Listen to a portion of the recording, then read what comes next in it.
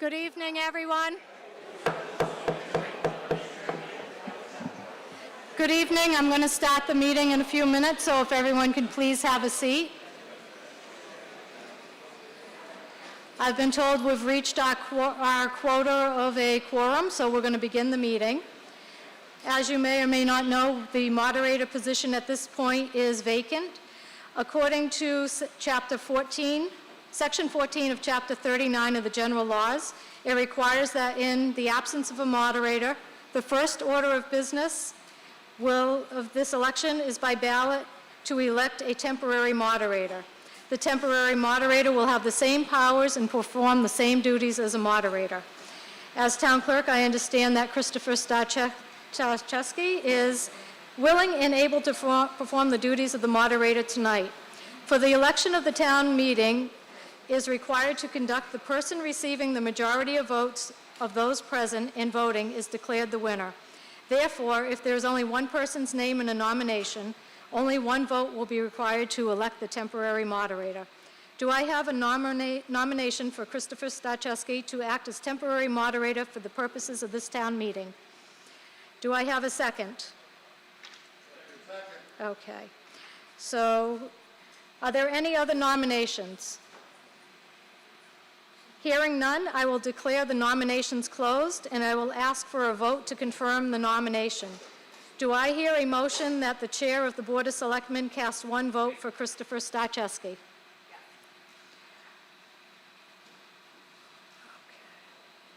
Okay. And second? Okay, I will ask for a vote on the motion that the chair of the Select Board cast one vote. All in favor? Aye. All opposed? Hearing none, I declare that Christopher Starczewski has been elected temporary moderator, and I will administer the oath of office to him right now.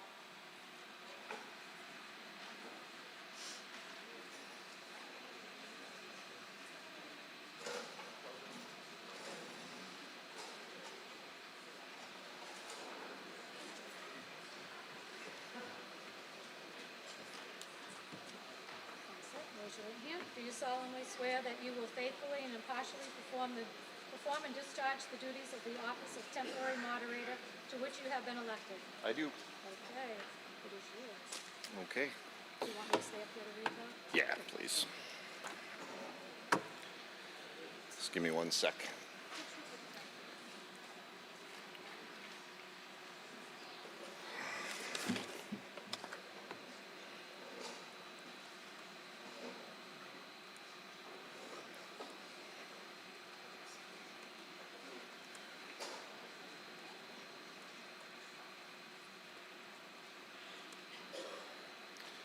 There we go. Thank you, Mrs. Smith. As Mrs. Smith mentioned, the town meeting for the town of Dudley as of 7:07 p.m. has exceeded our quorum requirements, so we begin the meeting. Please stand to join me in the Pledge of Allegiance. I pledge allegiance to the flag of the United States of America and to the republic for which it stands, one nation, under God, indivisible, with liberty and justice for all. Thank you. Please take a seat. Just as a reminder, before we certify the delivery of the warrant and the return of the warrant, as a reminder, town meeting rules dictate, as governed by our town bylaws, require that all members, except for uniformed officials, be seated, and we have no head coverings permitted. So please remove caps and hoods, with the exception of active duty military or police or fire. Thank you. Ms. Smith, can you certify the delivery of the warrant, please? Yes.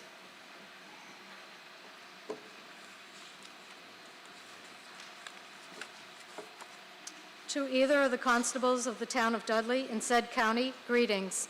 In the name of the Commonwealth of Massachusetts, you are hereby directed to notify and warn the inhabitants of the town of Dudley qualified to vote in elections and town affairs to meet in the Connie Vanco Galley Auditorium at the Sheppard Hill Regional High School, 68 Dudley Oxford Road in said Dudley on Monday, May 18th, 2026, and on or Tuesday, May 19th, 2026, if needed.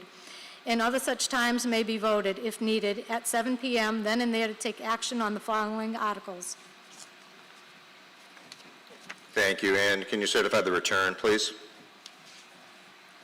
We are hereby directed to serve this warrant by posting attested copies thereof at the Dudley Municipal Center and on the Town of Dudley website, and by posting notice of availability of the warrant on one cable access channel. Warrant to be posted at least 7 days before holding of said meeting. Hereof, fail not and make due return of this warrant with your doing thereon to the town clerk at the time of the holding of said meeting. Given under our hands this 16th day of April in the year 2026. Signed, Janet Deshane, Jason Johnson, Christopher Starcheski, Carrie Siganevich, and Stephen Sullivan. Board of Selectmen, I have notified and warned the inhabitants of the town of Dudley by posting up attested copies of the same at the Dudley Municipal Center on the 4th of May, 2026. I also observed it posted on the town's website and notice of availability on the Dudley Cable Access Channel on the 6th of May, 2026, thereby making my return to the Dudley Town Clerk on the 4th of May, 2026. Signed, Jonathan J. Ruda, Constable, Town of Dudley. Thanks very much. You're welcome. Thanks very much, Ms. Smith, and thanks to all members of the community who have joined us this evening for our annual town meeting. I anticipate this will be a great opportunity for us to come together, have some rich discussion and dialogue, and highlight some of the key elements of our democratic society. We've been fortunate to have some spirited and thoughtful dialogue in my previous tenure as male moderator, and I hope that continues this evening. Just some procedural reminders and safeguards. I'm not going to go into all of them, but just key general. Number one, only residents of the town or agents speaking on behalf of the town departments or in official capacity related to their work may speak here this evening. We do have our town council seated in the front, Ms. Randazza, who may be consulted with questions at times or asked to address matters of the law. In order to speak, there is a microphone in the center aisle. If anybody has mobility issues and needs a microphone brought to them, I'd ask that you remain seated and just raise your hand rather than approaching the mic. We'd like only one person to approach the mic at a time. Please wait to be recognized by me. I will address you by some method, most likely shirt color, fourth row, something along those lines. Ask you to go and speak your piece. Just a reminder, discussion related to the articles is related to the article itself, not previous articles, not future articles, so on and so forth. I will do my best to adhere to Robert's Rules of Order, which are what govern our town meeting beyond the Town of Dudley bylaws. As has been practiced for a number of years, I'm going to make a request right now that rather than permit speakers 10 minutes of uninterrupted time per article, I ask that we limit 5 minutes or 2 separate visits to the microphone per article, and that those visits not exceed 5 minutes in total per article. Given that information, is there anyone who objects to a 5-minute rule or 2 approaches to the microphone per article, per speaker? Seeing no objection, that will be our rule of order for tonight for our speakers. Please be reminded that we want to move the meeting along and we want to have respect for all the processes associated with our town meeting. So we do want to keep this respectful during the evening. Cheers and jeers from the audience really aren't tolerated. We'll be voting with our clickers tonight. It is okay to have a motion, but we certainly don't want to have things go off the rails and prevent all of us from engaging appropriately. Just some brief community reminders before we jump into the clicker tutorial. We have several community events coming up that are related to town government, but also related to socialization in the community. The Government Study Committee is hosting a public information session on May 20th in the Municipal Dudley Center, Dudley Municipal Complex at 5:30 p.m. The purpose of the Government Study Committee is to gather information from residents, or that public information system is to gather questions or information from residents about the potential focus in the future of Dudley. Memorial Day is this coming Monday. Thank you to Mr. Rogerson, all of our local veterans. There will be a great parade and ceremony. Please check out the town's website for more information and specific details.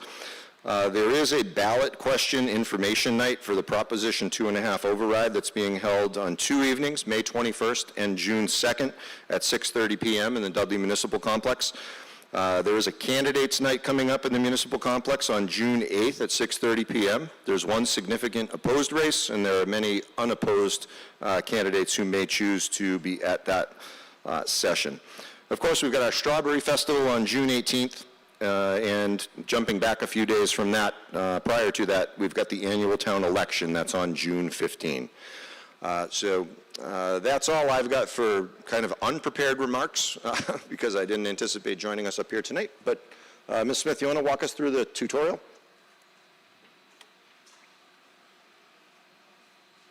Did everyone receive a clicker? You don't have to wear it as fashionably as I am, but we certainly don't want you to walk away with these at the end of the night. Okay, so if you notice, these clickers look very much like the other clickers that we had. There's a yes and a no button, so we have prepared a test question for you. So to test your clickers, are they forecasting snow today? So go ahead, we're going to start the clock and enter your choice. It's like the other clickers too. You can click multiple times. Whatever you click last is what's going to be recorded. And the countdown clock is going, so we still have 16 seconds.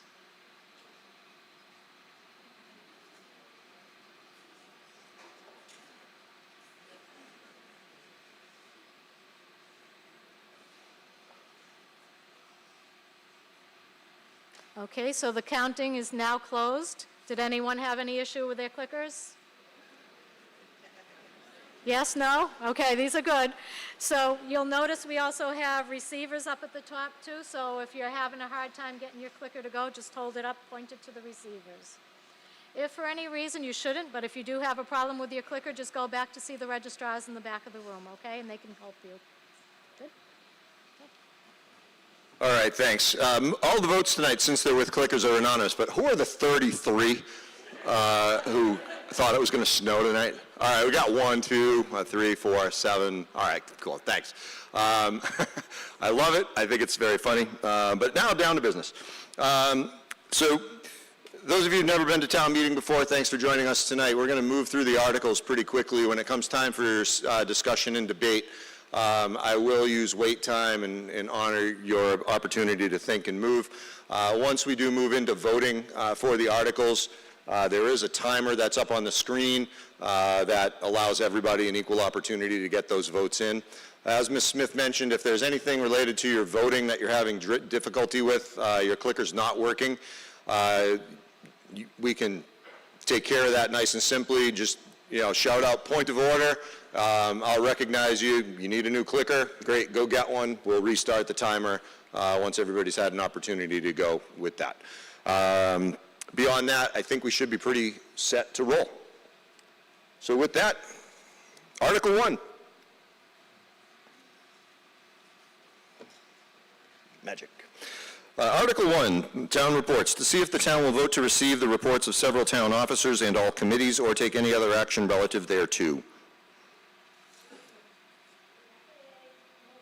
I think we're going to need to turn that mic on.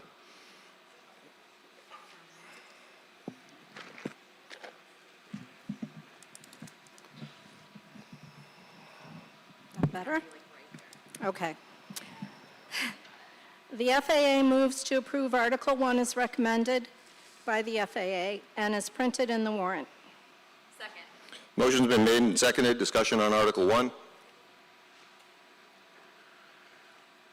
Seeing none, we'll move Article 1 to a vote. All in favor, yes. All opposed, no. Use those clickers.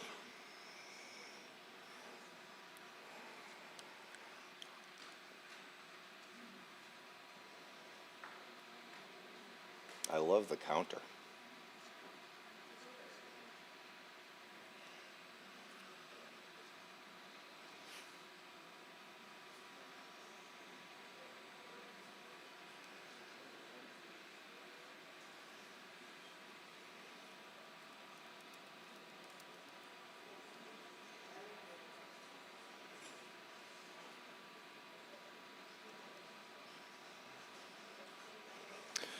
Article 1 passes with a clear majority. Article 2, to hear and act on the recommendations of the Board of Selectmen and the Finance, Appropriation, and Advisory Committee or take any other action relative thereto. Mrs. Watson. I move to approve Article 2 as recommended by the FAA and is printed in the warrant. Motion's been made and seconded. Discussion on Article 2. Seeing none, we'll move Article 2 to a vote. All in favor, aye. All opposed, nay.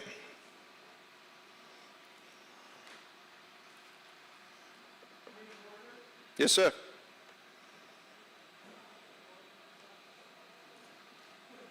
Could somebody just explain why sometimes it comes up 1 or 2 or A and B? Is 1 the same as A? And Yeah, so a 1 is yes or A, a 2 is no or B.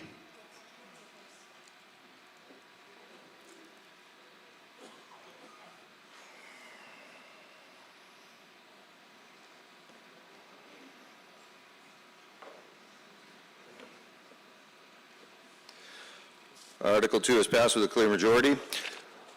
Article 3, to see if the town will vote to determine the sums of money the town will raise and appropriate, borrow, or transfer from available funds to defray the charges and expenses of the town and provide a reserve fund or funds determining the compensation for elected offices and including debt and interest for the ensuing fiscal year beginning on July 1, 2026, with the amount shown appropriated from the tax levy unless otherwise specified for fiscal year 2027 for departmental operating purposes, debt service, and other town expenses, or take any other action relative thereto.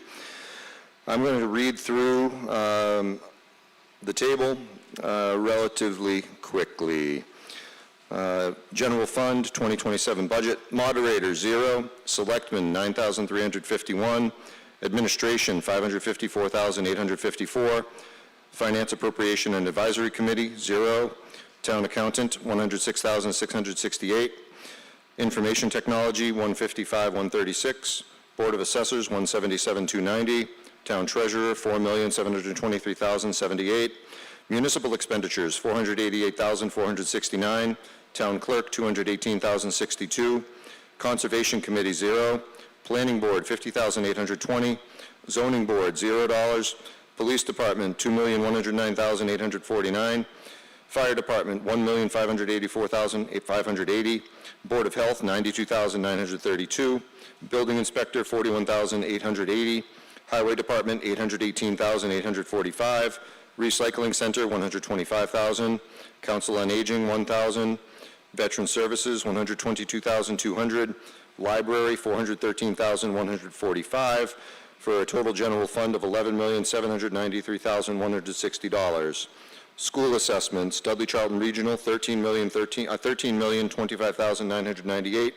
Bay Path, $1,217,886, for a total schools of $14,243,884. Total general fund and schools, $26,037,044. State assessment from the cherry sheet, $53,114, with a subtotal of the general fund schools and state assessment from the cherry sheet, $26,090,158. Enterprise funds, sewer, $2,318,497.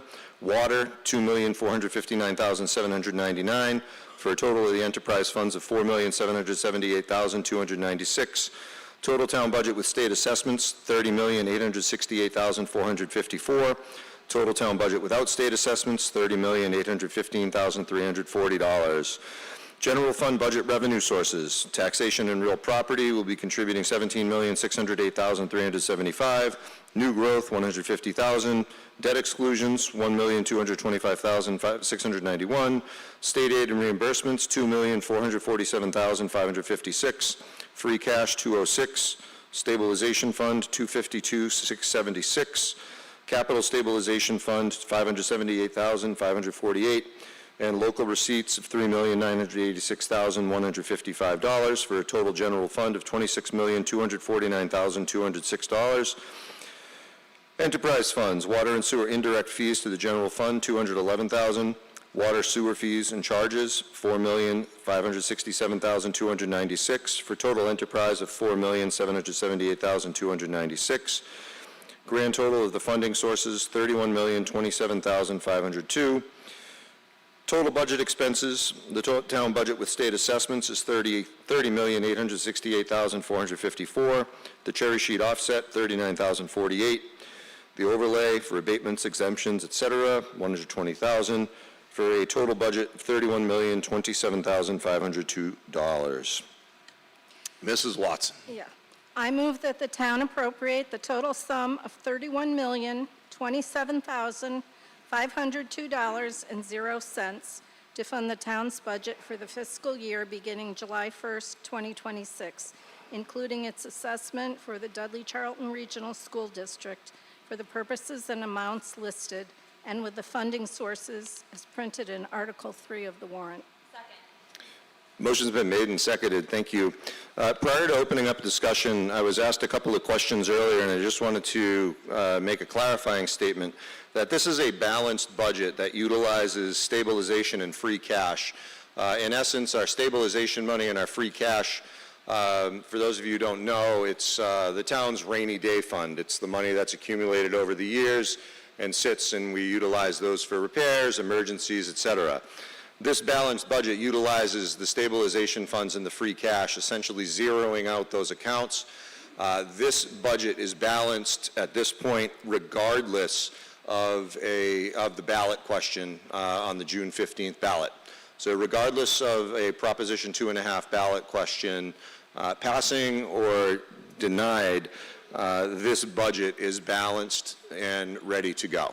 There are some factors associated to that we will get into discussion about, but I just wanted to clarify because multiple folks asked me if this was related to the override. The answer is no.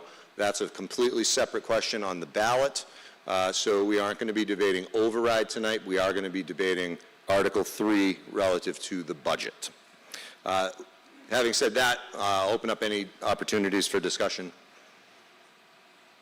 Yes, sir. First hand, right by the mic. As a reminder, when we're addressing the town meeting body, please make sure you clearly state your name and address each time at the mic. Hi guys. I'm going to meet you again. My name is Gregory Hernatsky. I live on 39 Eagle Drive, famous street anyway. And my wife dressed me nicely today because on last meeting I was dressed black and nobody see me. Now I'm white. I got a lot of questions. Why you guys spending so much money every year? Who are the slaves working for you? You're just spending money like million here. Nobody checking you. Nobody. Look at the money what you want. Like for example, town treasure, 5 million almost. What is that for? Mr. Carmignani, can you answer the question about what the funds are used for in the line item for town treasurer?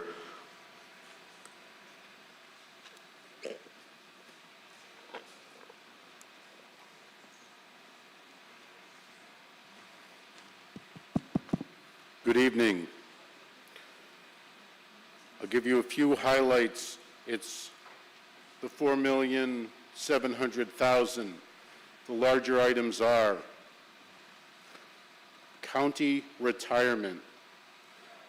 This is the normal cost and the unfunded pension liability. Group insurance. The town of Dudley has accepted 32B, and it provides health insurance to their employees. Next item down, we must match Medicare tax for everyone who is hired after 1985. That's 0.0145%. We have insurance general to the tune of $291,000. Maturing debt, $738,000. Interest on that debt, $235,000. We have an intermunicipal agreement where we are paying for a portion of the capital improvements to the Webster Sewer Plant. That's approximately $55,000. Great. Thank you. Like always, slaves got nothing. You got pension, early retirement, insurance, free insurance.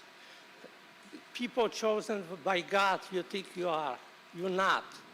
And it's time to slaves to wake up and throw away that budget, 32 million. Every year you're rising 2 million. Where are you? I know you people. I know. We got lists who your bodies you bring. Mr. Chinaki, if you could just speak right directly into the microphone, Yeah, please. but I'm having trouble hearing you, and I imagine others are as well. This is my not personal. I try to help this town. And I built so many houses, and you guys destroy it. You never finish dump site. You open another 2 sites. You people should be in jails for who signed those contracts. You can joke about, I know. Hey, we bring it back to the budget, please. But let's go to budget. For example, library, another $500,000 every year. And you promise people gonna work voluntarily, gonna cost almost nothing. $500,000, just like that. I got that. I'm gonna show you. This is my library. You see that? There's nobody there. I went to library a few times, empty. You hit that place, you pay insurance, you pay employee with hefty insurances, free of charge, and we work like idiots. I worked 50 years on that Ego Drive project. And what I got from Social Security, $1,000 a month, minus Medicare. How much you guys got it? Early retirement, 75% of your money or whatever, and you sit in Florida. I have to work. It's how many old people, they have no money to pay taxes. I ask you, I talk to them, they talk to me, they know me. I was surprised. They have no money, they have to work to pay that. Why you not abolish I require today even, why you don't abolish private property taxes for hold down of Dudley? Let state and federal governments pay for schools and police department or whatever. Do this way. Let people to live, especially the old people. They have no money. I talked to a lot of them. You raise taxes with no inspection. Nobody show up in your house, and because on Zillow your house worth $1 million, pay $10,000. When this stuff gonna end? Let's on anniversary, 250th anniversary, start that revolution, slaves revolution, what I called. You cannot take anymore. Gas prices go $50. Pizza used to be good pizza, now $25, $30, plus tips, of course, everybody needs tips. Nobody gave me tips in my life. Oh, they gave me bought some coffee for me, they're sorry for that. Thanks, Mr. Chinaki. That's our 5 minutes. Appreciate it. Any other discussion on Article 3? Yes, sir. Is that Mr. Fox over there?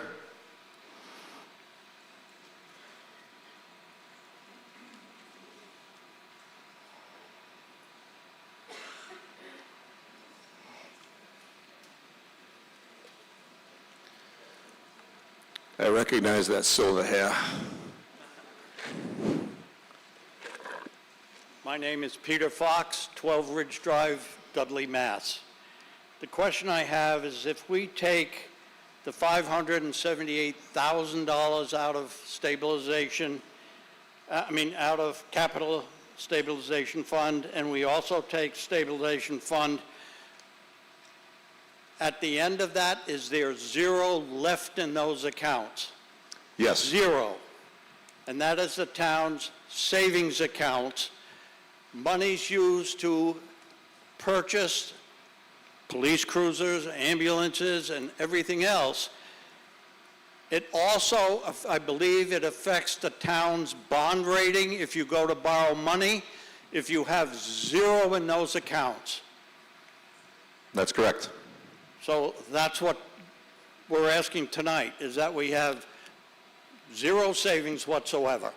Yes, this balanced budget accounts for the use of all of those funds in order to provide the town with the services that we've been directed to provide. This doesn't have reductions overall in services. It maintains our police services, our fire services, our highway services, our library services, our elder services, so on and so forth. Mr. Fox's point about the stabilization and free cash impacting the bond rating is very challenging. If we have zero free cash, we have a balanced budget. That's number one priority. The free cash and stabilization allows us to address issues such as, you know, a lightning strike on the roof that takes out multiple sets of services. Waiting for the insurance, we're going to have to go ahead and pay for that up front. We're going to have to go ahead and replace a cruiser if there's an accident. Of course, there's insurance money and things like that, but we have no money in reserve at that point. Thank you. Mr. Sullivan, and then Mr. Breyer.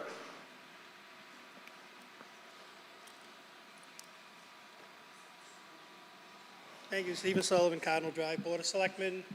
To address the previous comments, I'm going to probably oversimplify the process, so I invite Mr. Sullivan, can you do it directly into that mic, please? the first time someone said they can't hear me.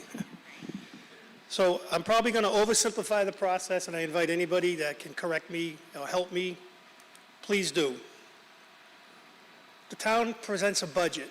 We have a finance team made up of department heads who submit their budget to the town administrator, the accountant, the treasurer, other people on the board. We have the FAA, who has public hearings, usually in conjunction with the selectmen, and review the budget requests. We do pass-throughs, we make cuts, generally speaking, as the budget's being fomented. The good thing is, everybody who's here, or everybody who's a registered voter or a resident has the right and the privilege to come to that meeting to exercise your right to speak. I get it, people can't make all the meetings, but everybody here who has a question, we can address it as best we can, but the best time is at the public hearing when we have all the information in front of us and we can discuss other scenarios. So to say that we, I'm sure the we was directed at us, we should be in jail. We present the budget as fomented by the professionals in town. Second, I tell people, as a member of the Board of Selectmen for over 20 years, I have never raised your taxes. The process, and again, I'm probably oversimplifying it, and correct me if I'm wrong, the valuations from the town go through the assessor's office, get submitted to the state. I'm not sure how the whole process works. The state comes out and tells us what the tax rate is. They tell us what the mill rate per thousand is based on the valuation of your home. Yes, we put on the ballot override questions or debt exclusions.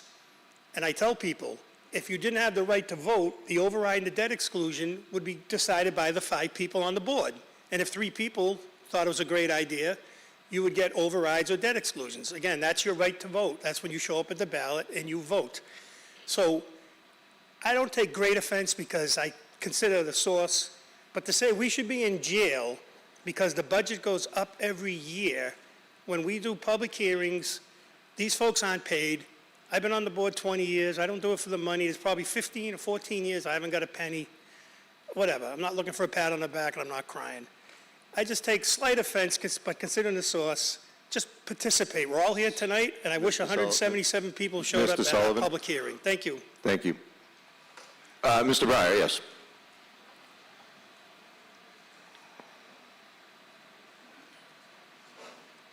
John Breyer, 16 Flaxfield Road.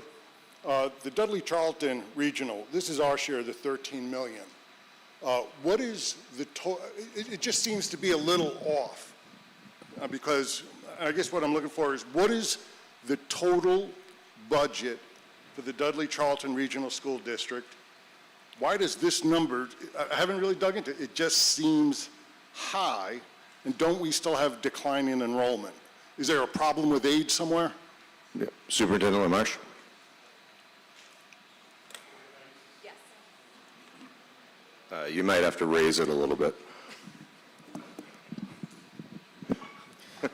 Can everyone hear me? I greatly appreciate the question. I do have a couple of answers for you. The total budget for the district is $64,916,011. So that's the first question. Going into this budget year, we were sitting on, if we moved everything forward, we were sitting on an increase of $3.5 million total as a budget. We knew that that wasn't going to work. So we worked hard on our budget and we reduced it to $2.7 million as a total increase for our budget for this year. The assessment for the town of Dudley. Now keep in mind that the assessment, we are very in a similar position. The state gives us what the assessment should be through their formula, through their Chapter 70 formulas. Our minimum assessment for the town of Dudley started at $677,634. We worked extremely hard to try to bring that number down using every available asset, just like the town of Dudley does. And we reduced that number to $496,843 as an assessment, below what the state recommended for a minimum assessment for Dudley Charlton on behalf of the Dudley taxpayers. In contrast, just keep in mind that the town of Charlton's increase based off of the assessment, the state's original assessment was $1.7 million as an increase for the town of Charlton for the Dudley Charlton Regional School District in comparison to in comparison to $677,000. We worked, obviously, one works with the other. When we lower one assessment, we lower the other assessment. So now the town of Charlton is sitting on an increase of $1,478,217 as an increase going into FY27. And Dudley is, again, sitting on $496,843. We were able to bring that assessment down because after the budget was passed last year, the state increased the per pupil aid for districts. We took that money and we moved it into excess and deficiency funds so that we could help offset this year's budget. We didn't spend it, which obviously school committee would have had the right to spend it during fiscal year 26. But that was used to help offset the costs going into this fiscal year. Because we know year over year, it is an expectation of the community that we do the best we can with the numbers we have, and that's what we've provided. Now, a couple of numbers that I think are worthy here for our budget and why the increase is so much is you heard health insurance and retirees. It's not well known, but the Dudley Charlton Regional School District has 351 retirees that we are responsible for, where the town of Dudley has roughly 50 retirees. All retirees had an increase of 60% January 1st on their premiums. For Dudley Charlton Regional alone, that was a $500,000 increase minimally to our budget. Never mind the impact of active employees' benefits as well, as still being one of, if not the largest employer, public employer of community. Now, I do hear that, yes, student enrollment has gone down. We've been relatively stable for a couple of years now, right around the 3,500 mark, but the cost of business continues to increase. Goods and services continue to increase. Fuel continues to increase. So we did the best we could to try to bring this budget down to a respectful request, reasonable request for the town of Dudley. And again, our starting point from the state was $677,000, and we came in at $496 for this fiscal year budget. I hope that answers your questions. Thank you. Additional discussion? Yes, right on the aisle.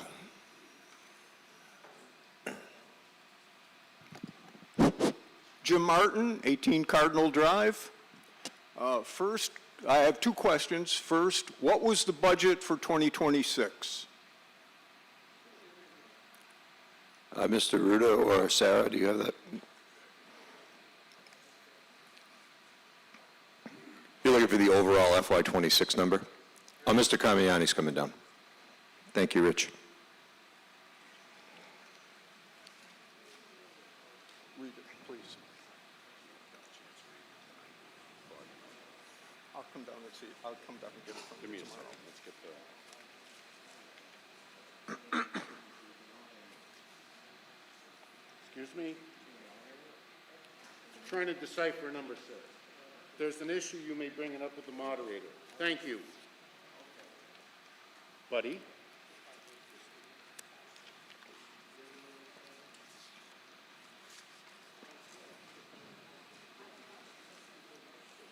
One total number.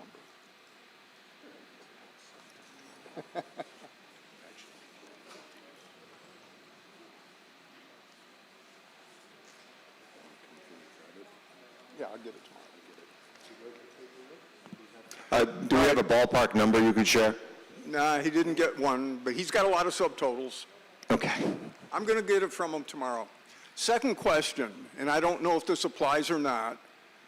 I've read that you're trying to get Nichols College to pay real estate taxes on their buildings. Has that gone anywhere yet? Mr. Siganovich? Gary Siganovich, 38 Airport Road. Kerry, I don't want to break it, I'll just do this. Kerry Siganevich, 38 Airport Road. I'm the person who drew up that pilot program. I did the research, and the board, we voted unanimously to send it. Have not gotten a response yet. So the answer is no. Not a yes, not a no, silence. How long have you been trying to get an answer? I'm in my third term as a selectman, that's 9 years. Not quite 9 years, but close to it. It was one of the things that I had said I wanted to do when I got elected, and I've been working on it. And I've been trying, but the answer is nothing. Not a no, not a yes, just silence. Just to Am I expand on done that. working? No, I'm not done working on it. There's absolutely nothing the town can do? No, because it's a pilot. It's a payment in lieu of taxes. It's not mandatory. They don't have to do it. They can tell us to pound sand, or they can tell us nothing, which is what they've done. There's no mandatory contribution. There is, however, well, there were a couple bills in the House and the Senate at the State House. I believe those got caught up in committees and didn't get any traction. Hopefully they'll be reintroduced next year, but for now, it's a request, and they don't have to do anything with it. That's the law. Thank you. Just for, before Mr. Kamiani, there are properties associated to Nichols College that are taxable, real estate taxes. Nichols College also does have a partnership with the town to provide us with various supports, such as, when we had an issue with the fire department, Nichols College stepped up with some donations of items that would have otherwise been utilized. We would utilize free cash or stabilization money for. So the direct answer is all of their property is not taxable at this time, but some of their properties are for real estate tax purposes. Ms. Mongo? I just wanted to reply for the total budget for 2026 was $30,444,000 and some change. Say it again? $30,444,000. Thank you. Additional discussion on Article 3?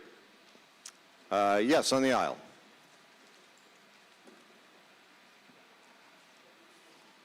So, Jerry Frank, 13 Causeway Road. I just want to know, is there, just out of concern of bringing that stabilization fund down to zero, that seems to worry myself and I think a lot of other people. Are there some things for, this would be a small example, like could the $125,000 that are for the recycling center, can that be moved over to Article 4, for example? Would that free the money up, or does the money in Article 4 already included, and does it get pushed back into the budget? Am I making any sense there? Like, could the recycling center be run on a revolving fund? Funds from Article 4 are able to be pulled out and applied to the budget in place of reducing stabilization and free cash, is really your question? Yeah, that's just an example. Can something like that happen? Got it. Mr. Ruda?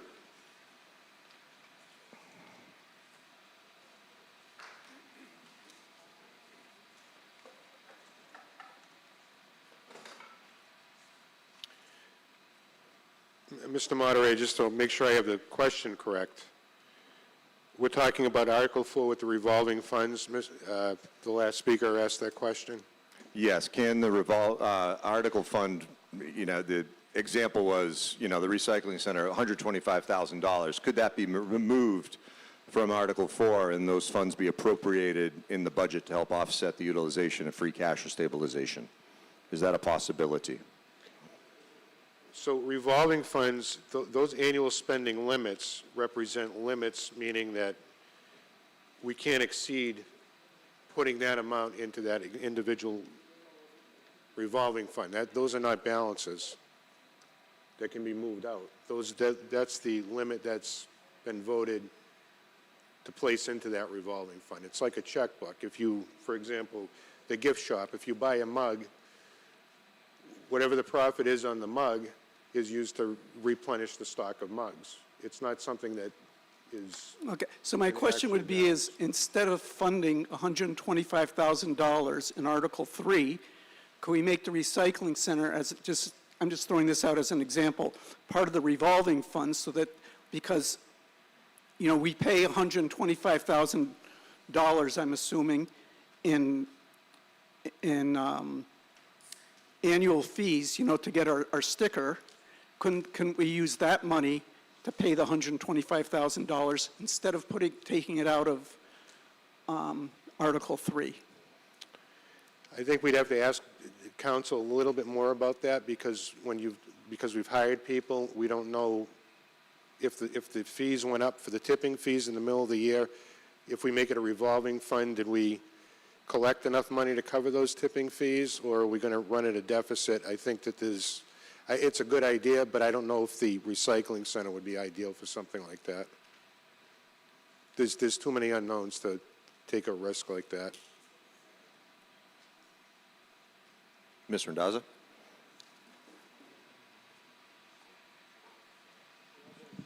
Good evening, folks. Michelle Randazzo from Town Council's office. So revolving funds have to be set up by bylaw, and then every year it comes back to you to vote an annual spending limit. And the monies that get deposited in the revolving funds are the actual fees collected for the programs. So I think what Mr. Ruda was saying is if we tried to set up the recycling center as a revolving fund, number one, you couldn't do it at this meeting because it has to be added to the town's general bylaws, number one. And number two, it's unclear that you would collect the amount of money that's needed to fund that operation in receipts that then could be used through the revolving fund. So I think the point he was trying to make was it's just too uncertain, and it's not really, I would say, a good financial practice. The programs that are typically funded through revolving funds, as you can see, are much more limited in scope. They're not necessarily funding an entire operation, an entire departmental operation. Thank you, Mr. Randazzo. Any additional discussion on Article 3?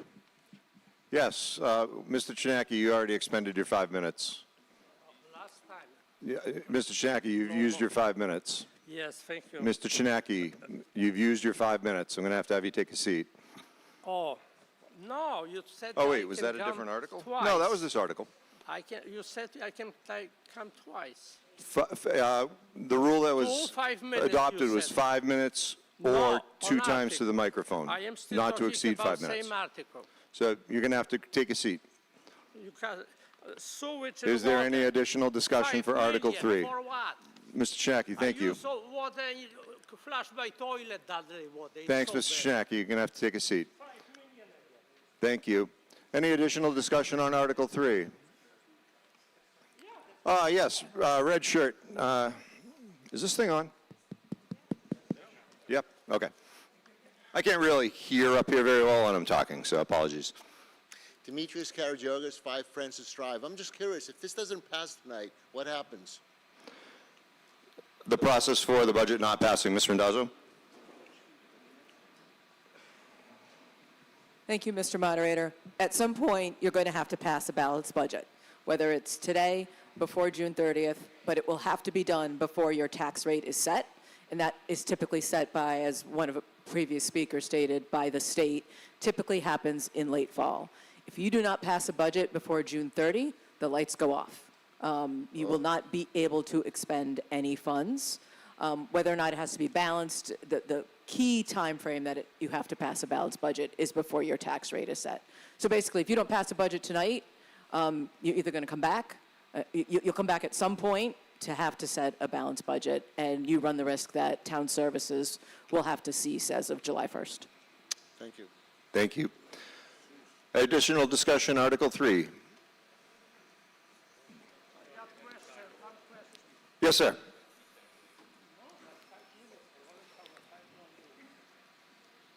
Jim Hickey, Cardinal Drive. The one thing in looking through this that I think some people aren't grasping is that you've got a budget, so your budget is a certain amount. That's the maximum you can spend. That doesn't mean that you're actually going to spend it, so that we do have additional money by the fall The reason for the other town meeting is to take the money we haven't spent to see if we can transfer it over to where we need it. So just because they're getting a certain budget, hopefully the powers that be will keep an eye on what they're spending and where to try and get the biggest bang for the buck so that we have something left over.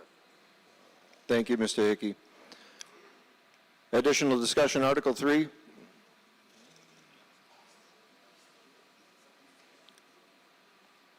Mr. Chinaki, you've hit your 5 minutes. I'm sorry. Any additional discussion, Article 3? Just one question. You said 2 times 5 minutes or 1 time? Maybe my English is no good. 5 minutes. Can you ask everybody in board? 5 minutes or 2 visits not to exceed 5 minutes during the same article. That should be 10 minutes. Seeing no additional discussion, we'll move Article 3 to a vote. At this time, this does require a 2/3 majority. I think we'll have to do a little bit of math. All in favor, yes. All opposed, no. Thank you. Show.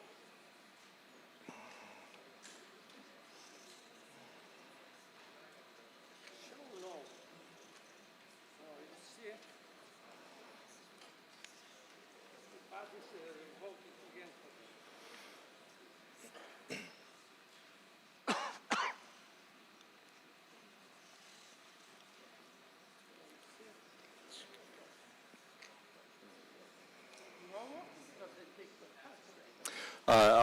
Article 3 has passed, exceeding the 2/3 majority. Article 4, authorize revolving funds to see if the town will vote to establish fiscal year 2027 spending limits for the revolving funds, excuse me, set forth in Chapter 34, subsection 34.5, authorized revolving funds of the town's governed general bylaws as follows, or take any other action relative thereto. Animal care, $15,000. Arrest warrant services, $10,000. Board of Health Education Programs, $1,000. Cemetery fees began 11/6/2012, $5,000. COA meals began 11/19/2012, $5,000. Cruiser use at police details, $50,000. Electrical charging stations, $10,000. Fire outside details, $25,000. Fire penalties or violations, $7,500. Firearms permit services, $20,000. Genealogy service, town clerk, $3,000. Gift shop, $2,000. Highway cleanup, $50,000. Gifts to town, $50,000. Hazardous material collection, $9,000. Inspectors fuel, gas, plumbing, and wire, $80,000. Library lost books, $5,000. Municipal hearings, Board of Selectmen, $2,000.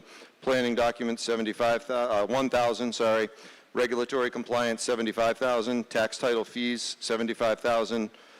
Monitor testing, the former dump, $75,000. Veterans bricks or memorial, $6,000. Website expenses, $3,000.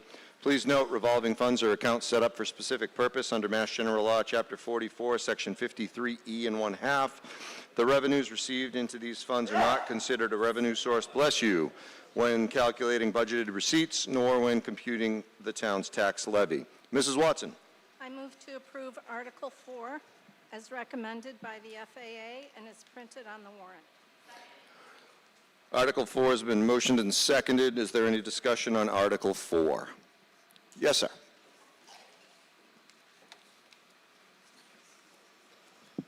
James Martin, 18 Cardinal Drive.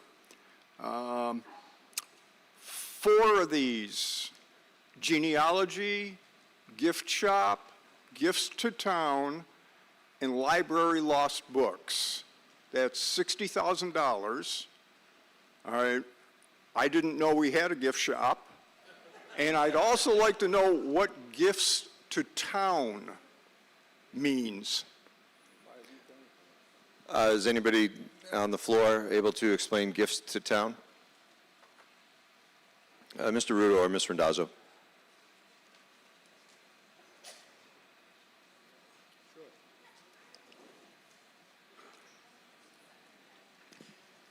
Good evening, folks. So to follow up on the comments I made earlier, gifts to town simply is if the town receives a gift of money, it goes into a revolving fund.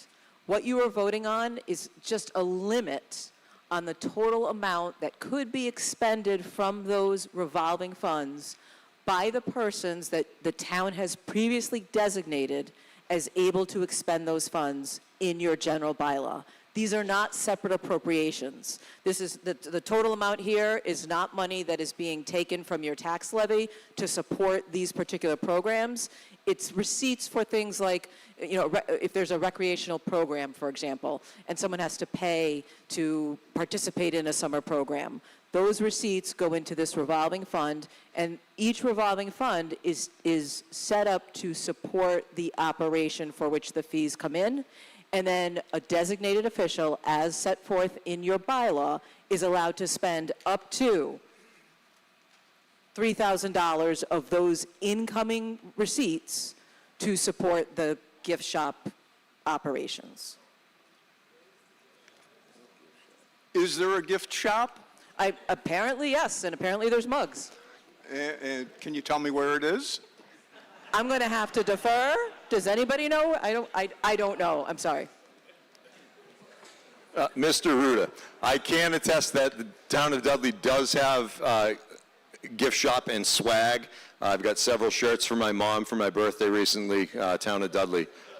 We do have one, Mr. Ruda. There are probably a limited quantity of mugs there's probably a limited quantity of mugs and/or T-shirts available. They're probably all small because there is about 3 or 4 left. And if you purchase one, this proceeds will go into this revolving account and we'll replace it with another small T-shirt.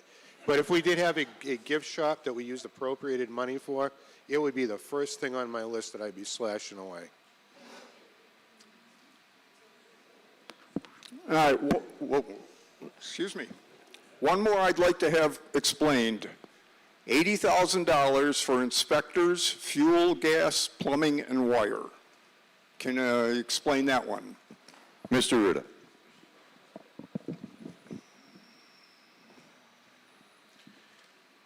So we have electrical inspectors, gas inspectors, plumbing inspectors, and they work on a revolving account. You pay a fee, they get a certain percentage of that fee as opposed to being on our payroll directly, and the rest goes to support operational costs for those inspections. So that goes right into the inspector's, a portion of that goes into the inspector's pocket.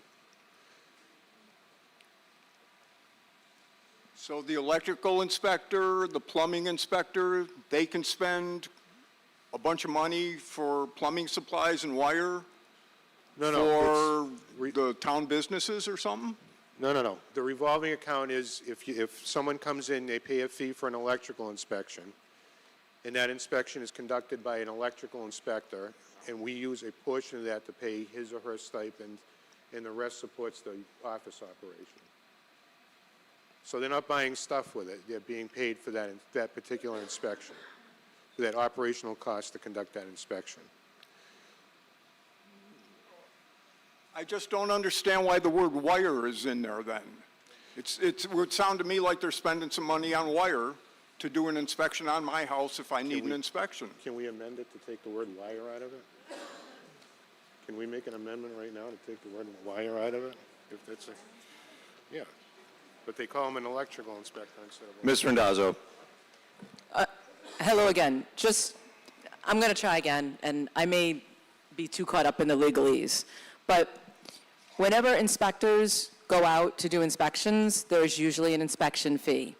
Those fees get deposited into the revolving fund, and then they are used to pay I think a portion goes to the inspector. Now, if we didn't have these revolving funds set up, then basically we would be unable to pay those inspectors for their inspections absent a specific line item in the total operating budget, right? Because if any money that we receive, that the town receives, that is not, for example, a gift or one of these types of fees that can go into a revolving fund, goes into the general fund, which can't be spent until it's certified as free cash sometime at the end of the year, fall, thereabouts. So that's why when you have the fall town meeting, there's usually some amount of money from certified free cash that you're able to use for appropriations. So these revolving funds are just an accounting mechanism to ensure that money that comes in for the specific purpose, for example, of paying the building, plumbing, wiring inspectors, can be taken in and immediately used to pay a portion of their, a portion of those funds to pay their fees, and also, as Mr. Ruda said, to support general office operations. Mr. Frank?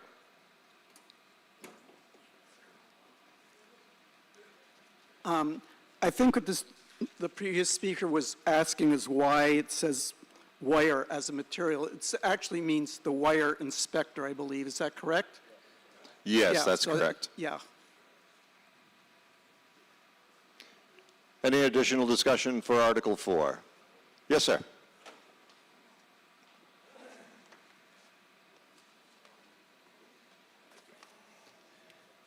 Hi, my name's Michael Rudnut from 6 Francis Drive.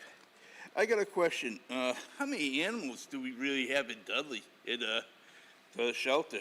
Because I'm looking at it, animal care, $1,500,000 or $15,000 for animal care. Do we really have that many animals? Chief?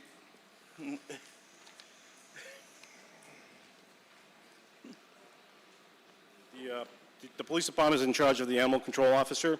Right now, we budget $4,000 in expenses for animal control expenses. We already overspent that this year because there has been issues with animals. Recently, we had a dog that got hit by a car or abandoned, thrown out of a car. It had to get its leg amputated. So I did reach out to a couple residents who donated some money. That money goes to Animal Care Revolving Fund, which right now is pretty much zero. We established some of that money to take care of that animal. So that's why it says $15,000, but there's not $15,000 in there. Right now, there's about, I think as of today, maybe $300. And just kind of go down the list. The cruiser use, it says $50,000 for details.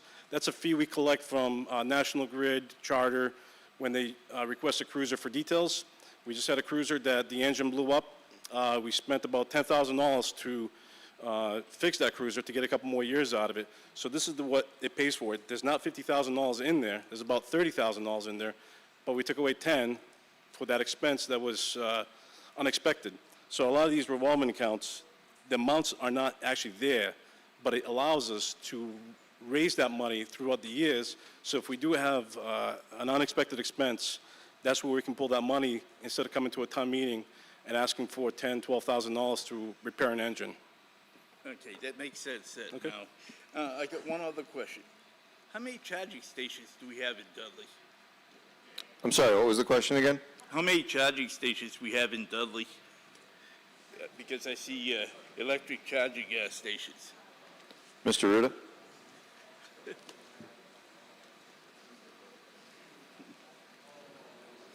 I believe there's 4. The charging station revolving account is if somebody charges up their electric vehicle, that money goes into this revolving account and it pays to maintain and offset the cost of electricity. So there's no cost to the taxpayer for that individual charge.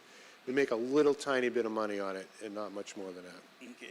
Well, this thing says $10,000. Yeah, again, that's the maximum amount. So if we were to get, we're nowhere near $10,000. If there was, I mean, if we had the ability to transfer some of this money out, we'd have a lot less discussion tonight. We'd be in better shape. But these are just maximum amounts. In other words, they don't want us to, we don't want to be in a position where we're collecting money and not spending it on the intended purpose, and we're hoarding the money for year after year after year, and not applying it to offset the cost of operating government. These are just maximum amounts that can go into each account. In most cases, we're nowhere near those amounts. I mean, the highest it probably ever goes is a police detail, because we have to collect the money from the individual vendor and then offset the cost of paying the officer for that detail. But these amounts are not anywhere near that fully funded. Okay, thank you. Thank you. Thank you very much. Additional discussion or questions for Article 4? Seeing none, we'll move Article 4 to a vote. This is a majority vote, so all in favor, yes. All opposed, no.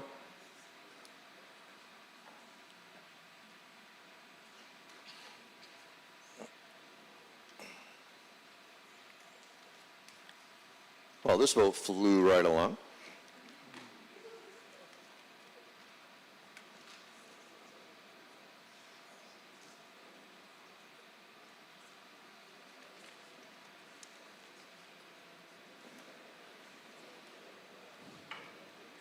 Article 4 is passed with a clear majority. Article 5, to see if the town will vote to transfer $360,000.00 from sewer retained earnings account number 00600035900001 to the following accounts: $10,000 to sewer safety account number 0060440570300000, $50,000 to sewer capital account number 0060440587000000, and $300,000 to sewer inspections and repairs account number 00604405704000 to fund the FY27 budget or take any other action relative thereto. Mrs. Watson. The FAA recommends that we defer Article 5 to the Water Sewer Commission. Thank you. Mr. Zakowski.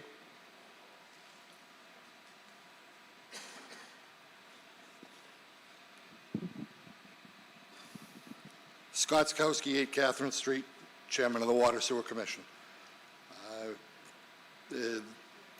As discussed at the last meeting, it was recommended by the Board of Water Sewer Commissioners to pass this article as printed, and I so move.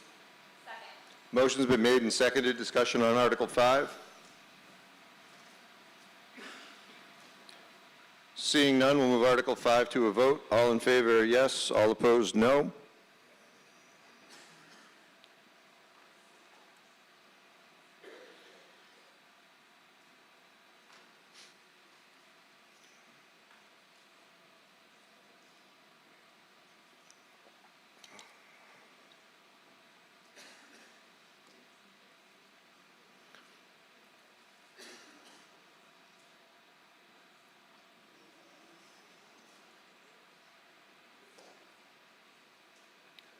Article 5 is passed with a clear majority. Article 6, to see if the town will vote to transfer $75,000.00 from a sewer retained earnings account number 0060003590000001 for the purchase of a vehicle and pertinences for the sewer department to replace a 2012 truck or take any other action relative thereto. Mrs. Watson.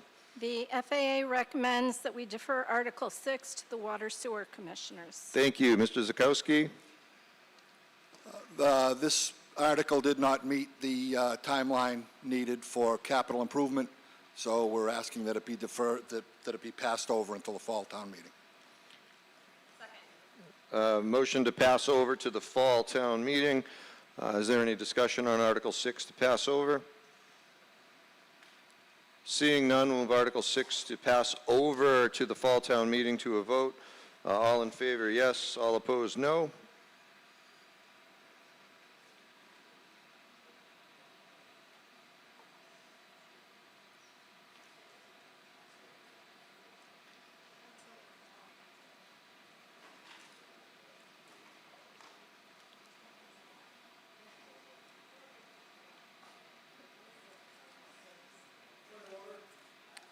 Yes, sir.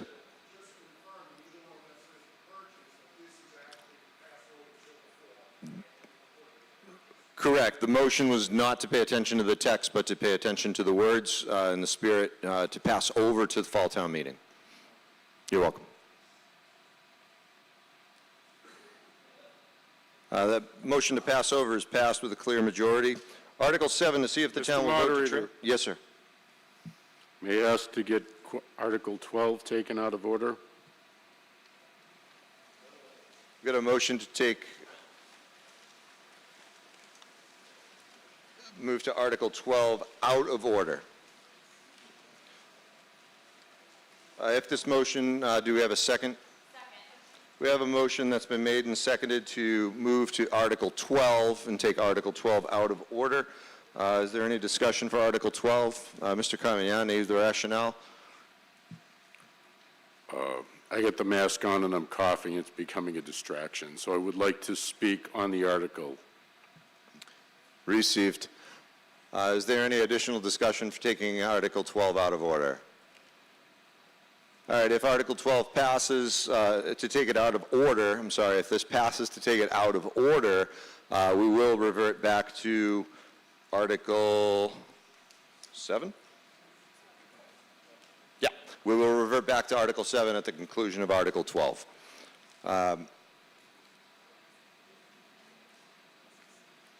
Just one moment while we set the text. This is where a voice vote would be really helpful. I'd make that motion too, sir. So we've got a motion to move to Article 12. I'm gonna ignore that motion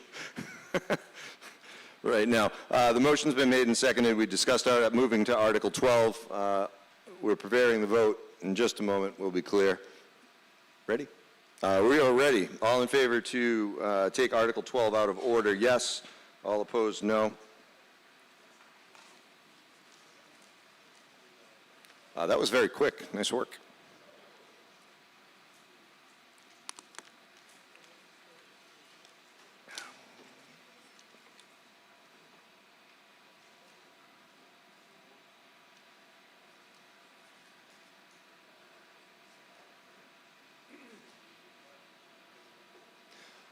We will move to discuss Article 12 out of order.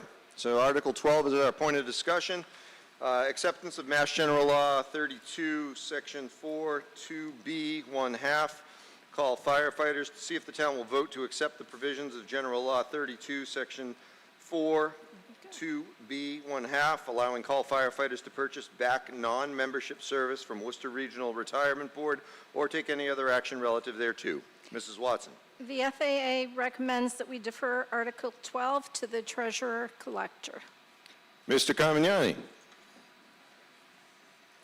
I move the article be accepted as written. Motion's been made and seconded. Discussion for Article 12. Mr. Carmignani. Thank you. Local acceptance of this section is by request.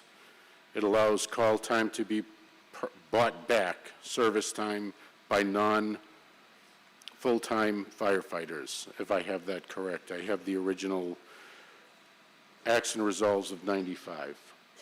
There was a request for it from several people who would benefit from this.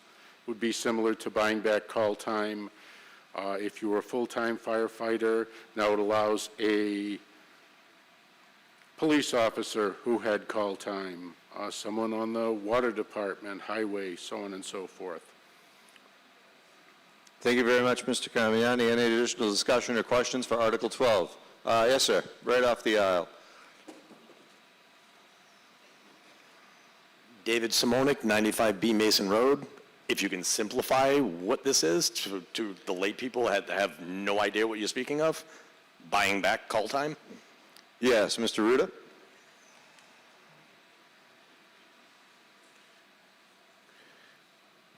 This gives previous and current call firefighters the ability to use their own money to buy back their own time. It doesn't go through the town. It's not necessarily a cost to the taxpayer. A call firefighter serves for 10, 15 years. He accrues a certain amount of prorated time, but he's credited the time, but not the time in. And he is required to satisfy the actuarial cost, which is the cost that he would have otherwise put into retirement on his own. It doesn't cost the taxpayer any money.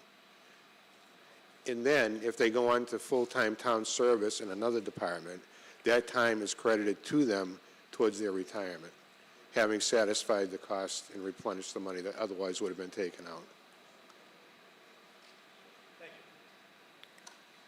Thanks, Mr. Ruda. Mr. Breyer?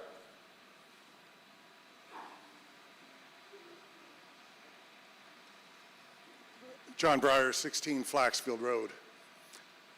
So somebody just doesn't buy time to increase their time without a financial gain. So I'm assuming the reason they're doing that is that when they retire, it's for a higher retirement monthly pension or benefit. And if that's the case, aren't we paying for it? Mr. Ruda? Or Mr. Carmignani? I like Rich's answer now. Good evening.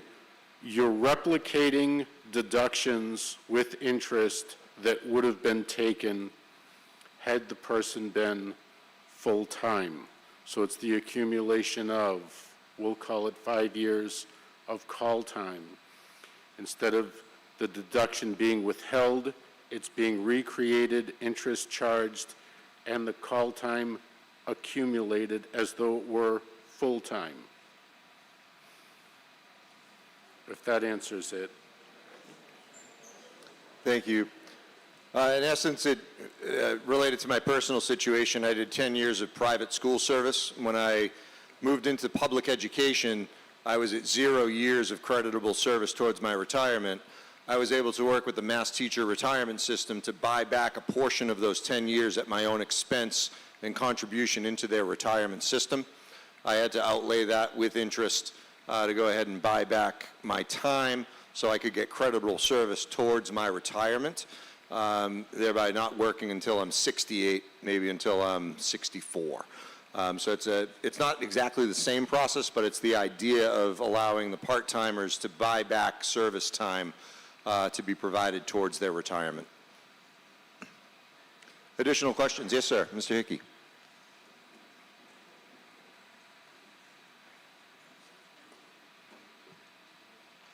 Jim Hickey, 28 Cardinal Drive, also spent 20 years on the Dudley Fire Department as a call firefighter. You make about $2,000 a year. You stay in the town in case there's anything. You can't go out and have a drink or anything. 1 week out of 3, 1 week out of 4, and then you do go on a call, and you can imagine what firefighting is, and then you get up and go to work. So you make like $2,000 a year doing that.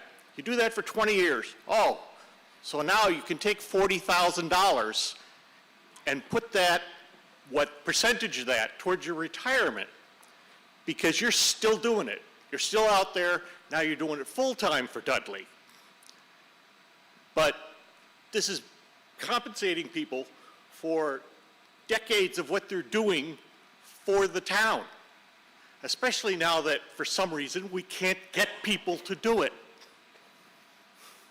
Thank you, Mr. Hickey. Additional discussion or questions for Article 12? Seeing none, we'll move Article 12 to a vote. All in favor, yes. All opposed, no.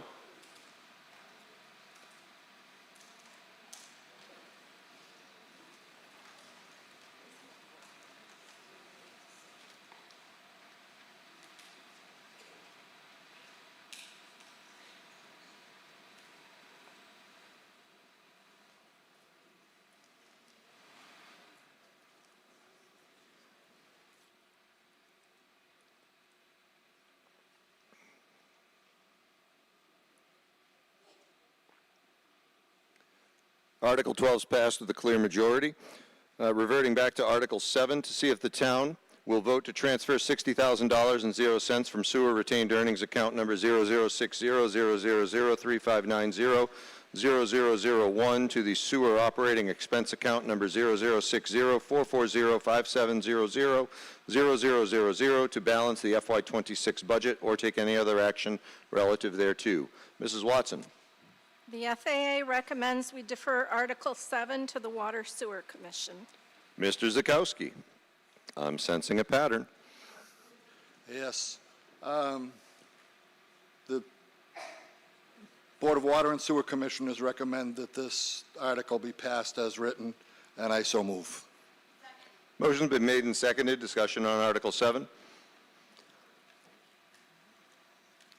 Seeing none, we'll move Article 7 to a vote. All in favor, yes. All opposed, no.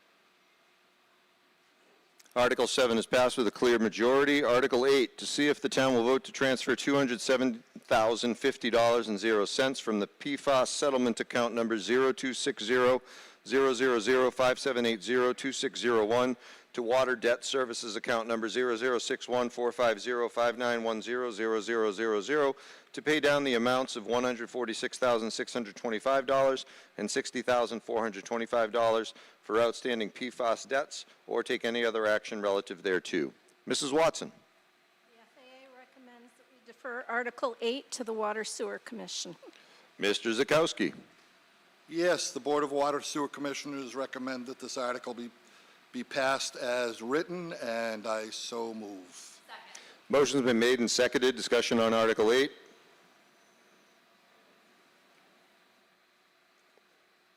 Seeing none, we'll move Article 8 to a vote. All in favor, yes. All opposed, no.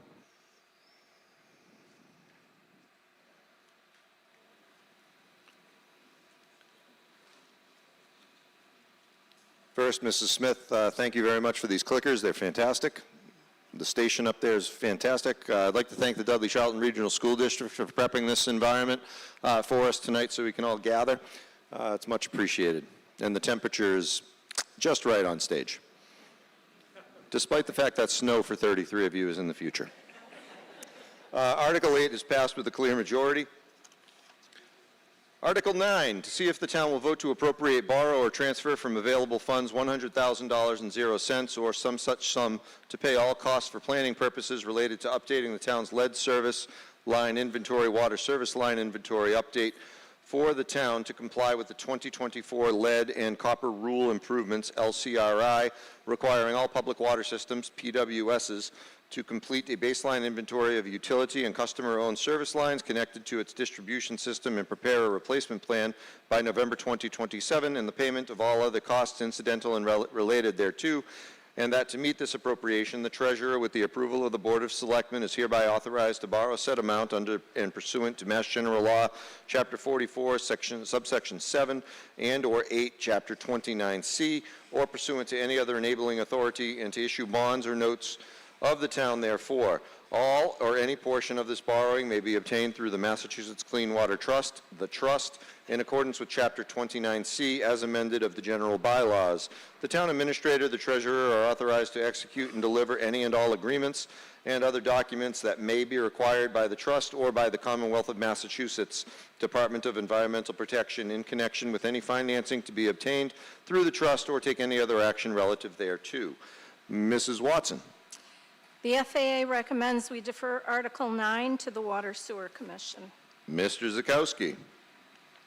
The Board of Water Sewer Commissioners recommend that Article 9 be passed as written, and I so move.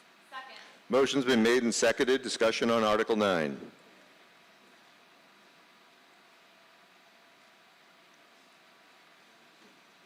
One moment.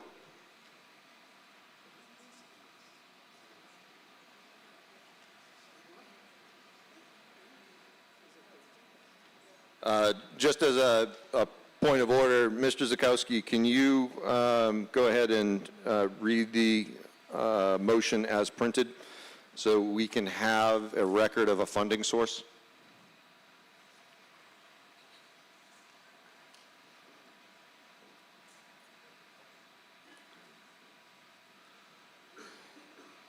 Okay, I make a motion that the town transfer the sum of $100,000 from available funds for the purpose stated in Article 9 of the warrant.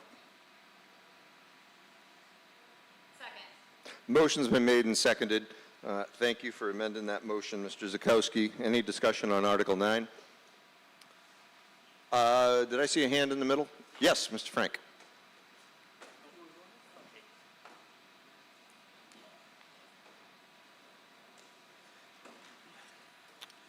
Or not, Mr. Frank. Okay, Michael Rodenoff from 6 Francis Drive. I just got a quick question. Is the state paying any of this sum of the money? Sorry about that. Mr. Zakowski. Okay, by borrowing from the SRF, the State Revolving Fund, there is some principal forgiveness. So I'm not sure exactly, I've seen so many of these, I'm not sure exactly what the percentage is. If we borrow the full 100,000, I believe, if it were a 10% give back, we'd only have to pay back 90. And it's at 0% interest. Thank you. Additional discussion or questions? Mr. Frank, I knew I saw your hand. So the amount that we do have to pay back, whatever that is that coming out of the water department or out of the general funds or what? Yes, it would come out of water. Additional questions or discussion for Article 9? Seeing none, we'll move Article 9 to a vote. All in favor, yes. All opposed, no.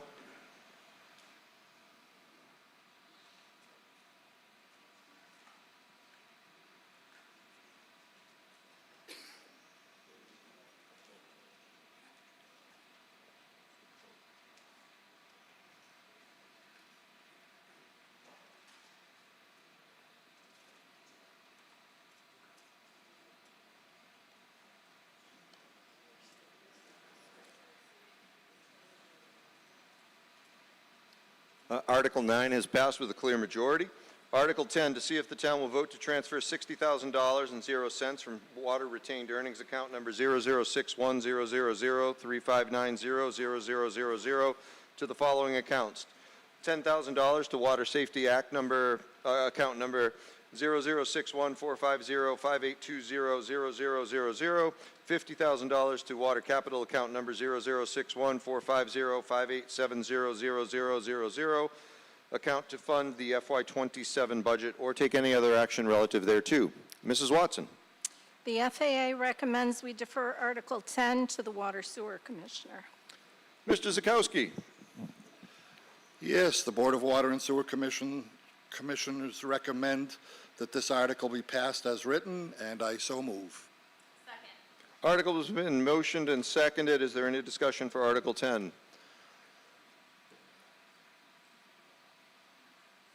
Seeing none, we'll move Article 10 to a vote. All in favor, yes. All opposed, no.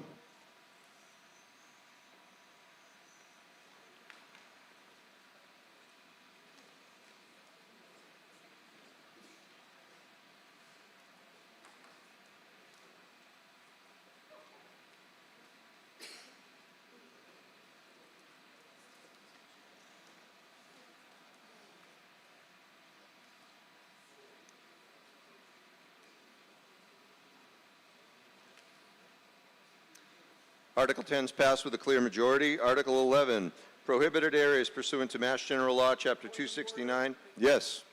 Mr. Frank?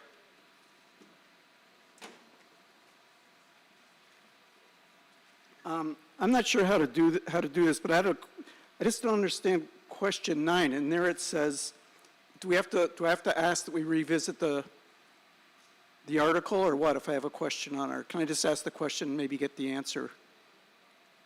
Are you asking why Article 9 had to mention a specific funding source and Article 10 didn't? I'm unclear. No, I just want to, it says to see if, Article 9 says to see if the town will vote to appropriate, borrow, and transfer the available funds, but it doesn't say where it's coming from. It doesn't say that that's coming out of the water department, so one can assume that it's coming out of the general funds. When I asked the question, you told me that it was coming out of the water department. It doesn't say that here, does it? No, Article 9 was to provide authority to borrow $100,000, and then the repayment of that borrowing would come from the water account. Am I correct in that? No? I'm way wrong on that. But where does it say that? Mr. Zakowski and then Ms. Randazzo. The town does, the Board of Water and Sewer Commissioners do not have the authority to borrow money from anybody, anywhere. The town of Dudley does. So the town of Dudley borrows the money. The town of Dudley signs the loans. The payback from those loans to the state revolving fund are paid for through the revenues of the Water and Sewer Commission. In this case, the Water Commission. No, this is sewer. I'm sorry, this is sewer. So that the sewer, your sewer bills will pay this back over the next 20 years. No, it doesn't. This is all written in legalese. It's just, but that's the way it works. Thank you, Mr. Zukowski. Ms. Randazzo, is there anything else to add? No? It's okay. Thank you.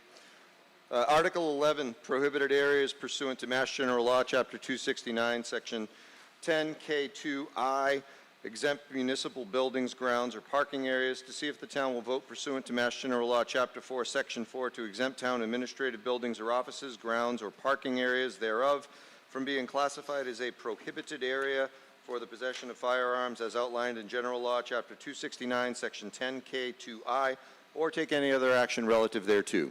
Ms. Watson? The FAA recommends we defer Article 11 to the police chief. Thank you. Chief Kolowitz?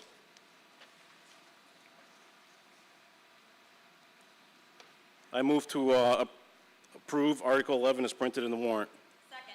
Motion's been made and seconded. Discussion? Chief, you made the motion. You have the floor first, if you'd like. Yes. 2 years ago, there was a law that was passed by our governor, part of the gun reform bill. Part of that reform was that prohibited licensed to carry residents to carry on town property, including your rail trail, your parking lots, anywhere that the town owned property. They did give the towns the ability to exempt out, and this is what I'm asking for. Basically, the law still stands with the school zones and the colleges and elections. You still can't carry in those areas. But here's an example. We have numerous rail trails. You go out for a walk. You want to protect yourself from the wildlife. Right now, if you carry, even though you went through the whole process to carry legally in the state of Massachusetts, you're prohibited. You can get in trouble. You go to the town hall to pay a bill. You can't carry based on what the governor passed. You go into the recycling center before you go to the range. You can't carry. So I'm asking, I recommend to approve this article to make sure that our licensed gun-carrying residents are allowed to carry in the town of Dudley, and I hope other towns do the same. Thank you. Mr. Breyer?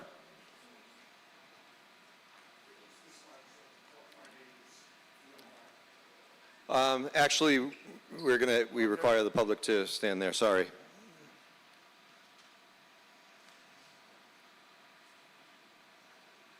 I wanted to be able to talk to my neighbors, kind of eyeball to eyeball. How we got here. In July 25th of 2024. Mr. Breyer, need you this way into the mic. I'm sorry. I know it's difficult, and I know what you're doing. It's perfectly acceptable. It's just our setup isn't as such. All right. In July 25th of 2024, the legislature took a whole bunch of different bills that were in various committees and dumped them all out and created this huge 116-page new gun law at the time called H.4 885. They gave it to the legislatures about 11 o'clock that night. At 7 a.m., 8 a.m. the next morning, they voted upon it. It's 116 pages. And then the governor signed that into law. Within 30 days, we created a ballot initiative to bring it before the voters. And what we wanted to do was to suspend the law and then bring it up to repeal in November of 2026. Well, as we were getting the suspension and the signatures, all of a sudden it looked like we were going to actually do it. We were like a train just. I mean, we had 100,000 people sign this petition to suspend and then repeal the law. It's not a Democrat or Republican thing. 70,000 of those signatures were unenrolled voters, 23,000 were Republican, and 7,000 were Democrats. This is a bipartisan issue. Well, then, when we were about to suspend it, the governor actually issued a state emergency retroactive to July 25th, because the Constitution says that if the governor declares an emergency, it can be enacted immediately and cannot be suspended. So this shouldn't even be occurring today. This law should be under suspension. And as the chief said, it's not just the rail trail and things like that. The town hall used to have a policy that said no firearms. It was a policy. When they passed this law, now it's a felony. You got 2.5 years in jail and a $1,000 fine. And if you pull, so let's just say you're driving your car and you have a flat tire and you pull into the town parking lot and you're in trouble. So all we're asking is for Dudley neighbors to respect the rights of other Dudley neighbors, right? Our great thing here in this town has always been live and let live. The legal gun owners in this town are not hurting anybody. They're not threatening anybody. In the same way you'd want your own constitutional rights protected by them, you need to step up and protect them. These are your neighbors. And just think about the guy from out of state or out of town, or those people that have restraining orders against others. If they make a mistake, this is an entrapment for them. Their careers will be ruined. So all we're saying is I'd love this to be a unanimous vote in support of the chief and to exempt us. Keep the control local and protect your neighbors. Thank you. Thank you, Mr. Breyer. Additional discussion, question, Article 11? Yes, sir.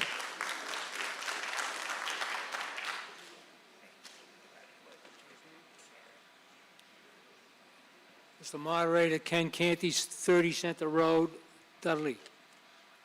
I did a little research on this.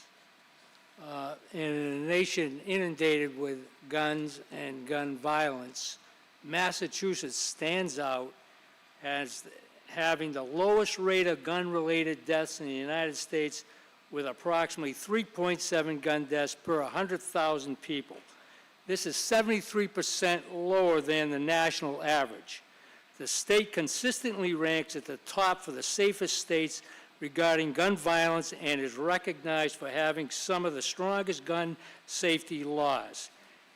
Chapter 269, Section 10K2I is one of those safety measures that keeps us safe. I work in the court system in the district court. We have no guns allowed, and we feel safe without them there. The only people who can carry them in there are the police when they come to testify in cases. And we're happy about that. Your town hall has a police station located therein. You don't need everybody carrying firearms in public places like the town hall. And to exempt an area, a parking area adjacent to your town hall, which has a public children's playground next to it, is ludicrous. There are people carrying firearms with children thereby. The National Institute for Justice indicates that when gun violence occurs in a municipal building, it is highly likely to be an extension of workplace violence rather than a random public attack. Nearly 70% of the incidents are driven by employment-related grievances, such as a recent termination, suspension, or interpersonal conflict with management. So if you eliminate the guns in the building, you eliminate the likelihood of gun violence and gun deaths or injuries. The FBI in 2023 released a report that indicated because many local municipal facilities like city halls, county courthouses, have instituted strict physical security measures such as restricted employee badge access, security guards, and metal detectors. The broad risk of random gun violence remains exceptionally low compared to freely accessible retail or open public spaces. So you don't want them in these places. You limit the number of public spaces where guns can be carried, the likelihood of gun violence incidents goes down, not up. So I work in a system. I was a defense lawyer, criminal defense lawyer, for 37 years. Your neighbors are just as equally likely in a volatile situation to use a gun just as any criminal would. So it doesn't matter. Reduce the areas where guns are present, and you reduce the incidence of violence. Common sense. Thank you. I had a hand towards, we'll go to the back and then I'll come over here. Glasses, sweatshirt. Second. Andrew Jeffers, 136 Colburn Road. I can't agree with you, sir. Not by any means. That's the beauty of this country, isn't it?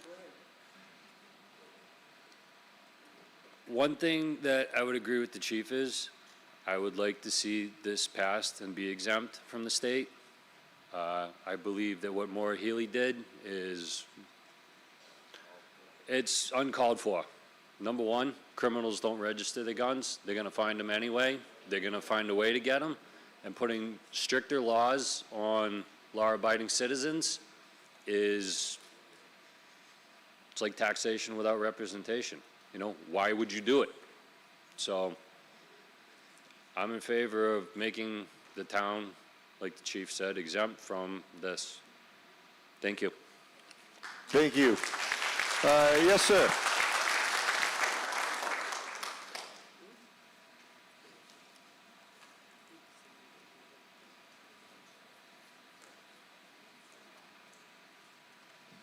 I am Scott Picartrick, 2 Tobin Drive. I want to make a few points. One of them is I walk that rail trail and I do carry because I look like a snack for a bear or a coyote. And I will protect myself and my family, as number 2 says. The other thing is, sir, my son's a U.S. Marshal, and when you guys started trying to take away our Second Amendment right, because no one in my family ever had a gun, he told me, go out and get a gun, and everyone in my family too. So thank you, police chief. And we need them to protect ourselves. Nobody's shooting anybody. Only bad guys do that. The good guys aren't doing it. So don't take away our freedom. Thank you. Additional discussion for Article 11. Mr. Frank.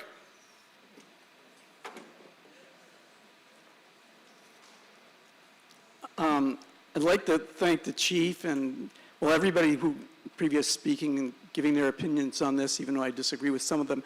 But regarding one of the previous speakers who says that this is an infringement on our constitutional rights, the Second Amendment, I would say that if you want to vote for this, if you believe that people should be able to carry guns, go ahead and vote for this article. And if you think that it's not in our good interest to have guns in these places, then vote against it.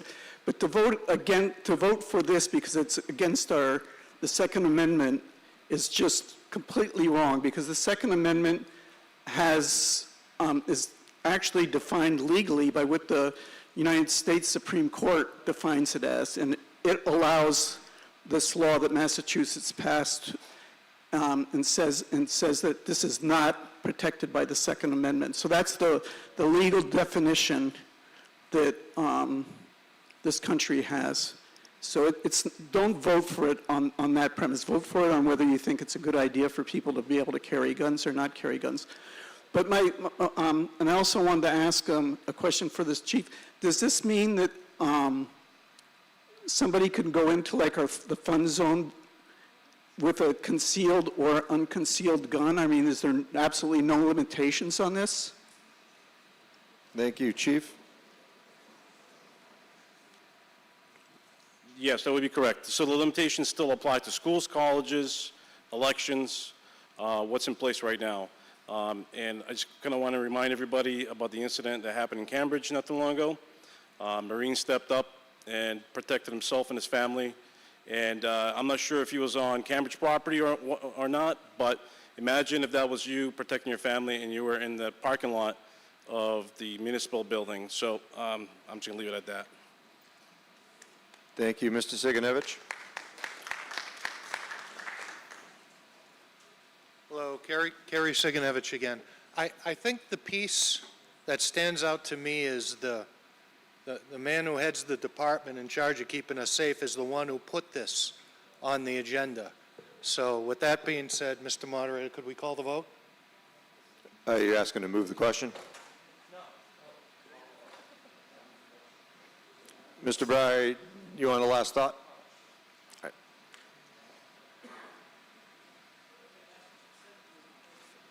In regards to what one of the previous speakers said, the reason why Massachusetts is the third lowest for what they call the gun death rate is because proximity to medical services.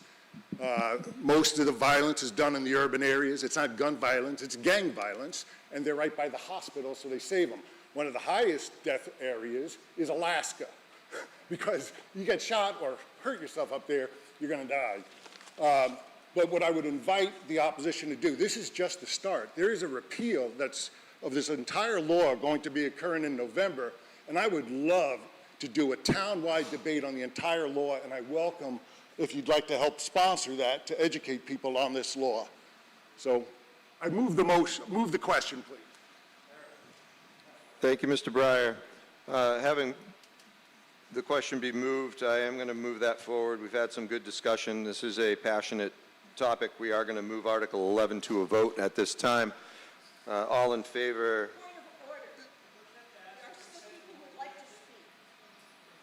I'm sorry? Correct, and the question's been moved.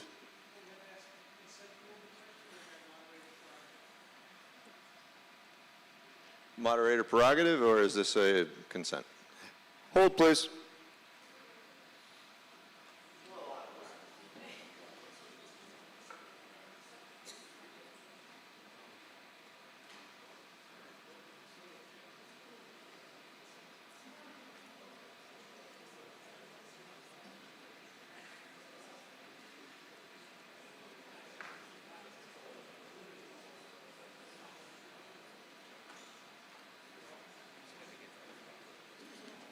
All right, my fault on the procedure.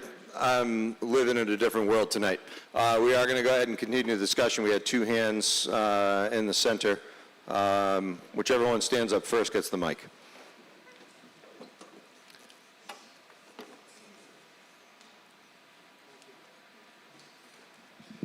Hi, Paul Wheelock, 28 Center Road.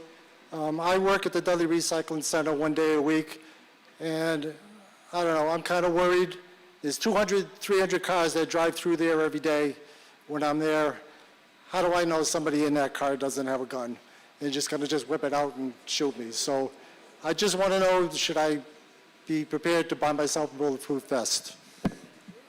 Thank you. Additional discussion for Article 11. We'll come here and then over. Can the chief answer that, please? Could you restate the question? Because I'm down at the recycling center, I'm just standing out there in front of everybody like a sitting duck. I just want to know if I should buy myself a bulletproof vest.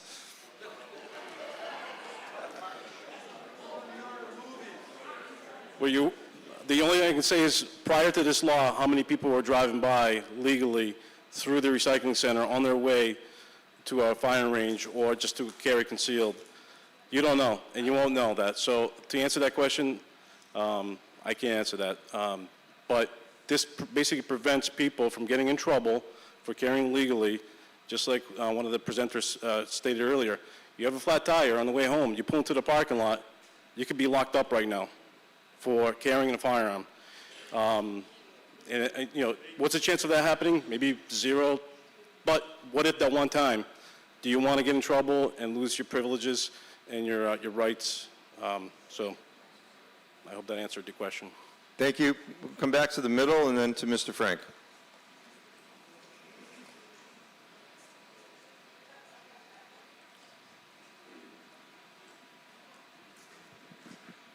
You know, I appreciate that there are people here who just think that guns should be Pardon, allowed. could you just state your name and address? Terry Canty, 30 Center Road. I appreciate that there are a lot of people here that just feel you should be able to carry guns anywhere, and to laugh at people who have genuine concerns and feel intimidated by people who are carrying guns is just rude, and it's disrespectful. There is a classification of prohibited areas because they are sensitive areas. The administrative offices at our town hall often host tense interactions. Firearms in these high-emotion environments can turn a verbal disagreement into a deadly confrontation. Research shows that active shootings are significantly less likely in a gun-free zone compared to those that allow firearms. The presence of armed civilians can cause confusion for responding police officers who may struggle to distinguish between a good guy with a gun from an active shooter. Playgrounds are designated sensitive areas because they serve children. The aim is to allow families to make use of these resources without fear. Bringing firearms into recreational areas just increases the incidence of accidents or irresponsible carrying around children who may just be curious or unaware of the danger. Visible presence of firearms can intimidate the public, deterring citizens from participating in democratic processes or using essential public resources. What about the liability if something happens on public facilities? What about the legal liability under the Occupational Safe and Health Act for failing to provide a safe workplace from recognized hazards? And a recognized hazard is the ability to carry a gun absolutely anywhere without regard to the significant possibility of an accident or just allowing endangerment. Possession of firearms, as my husband said earlier, is broadly prohibited in federal facilities, including but not limited to parking lots, setting standards that are mirrored by state and local municipalities. Municipalities that allow firearms in sensitive places are needlessly endangering the lives of their residents. That's all I have to say. Thank you. To the previous speaker's initial point, I have a difficult time hearing up here. I do hear some murmurs and some conversations in the audience. Please, to her point, that speaker's point, be respectful, be kind, and be compassionate towards everybody's perspectives. We really shouldn't be making light of anybody's comments or situations and their personal stances. This is about the issue, not about the people. Please don't make it about that. Additional discussion for Article, Mr. Frank, I promised you next, yeah.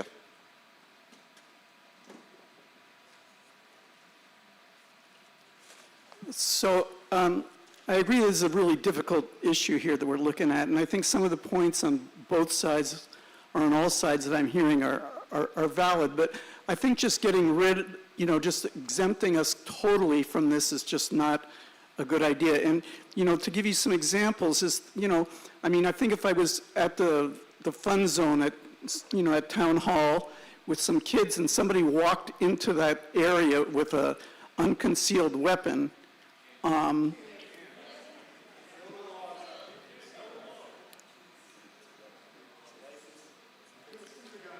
if what? Remember, we do operate under rules. Folks have, if they have a license to carry, concealed, that's permissible.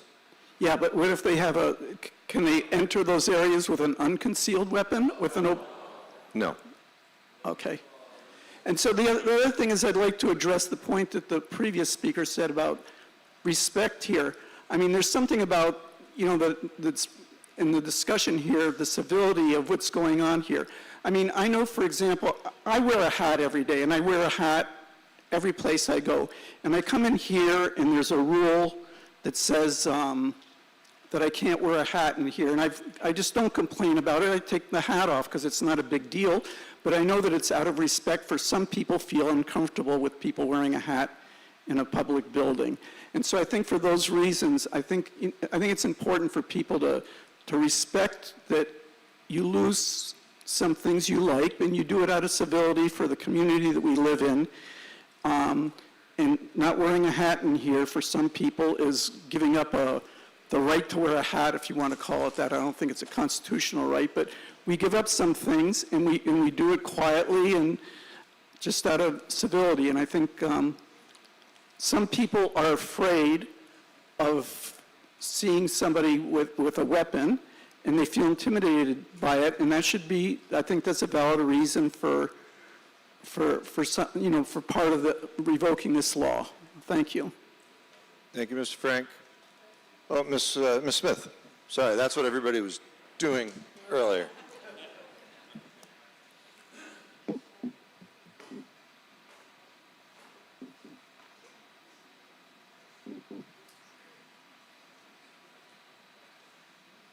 Lori Smith, 112 Pierpont Road.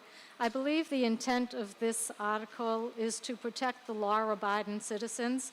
It seems a lot of the examples are for the people that illegally have guns. They're not going to care if you tell them they can have a gun on this property or not. And I do appreciate the concern for the town hall employees. I work in the town hall, obviously, and I do not feel that I'm in danger. As far as if someone had a gun legally and there could be children nearby, you could be walking on the trail and there could be children there too. There are cases where there was a gunman that goes in and shoots, and it's somebody that has a legal gun that is able to help take down that person and save many lives. I would be very happy to have someone, if I was in a situation like that had a gun that could protect me against the people that are just blatantly ignoring the law. Thank you.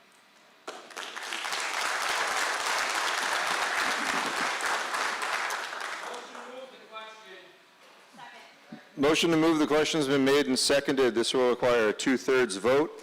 We'll take a moment to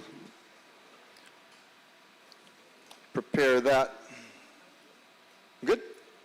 All right. Moving the question ends debate and moves us into voting. This requires a 2/3 vote. If you are in favor of moving the question to end debate, you'll vote yes. If you are in favor of not moving the question to end debate, you'll vote no. We'll go ahead and do that vote now.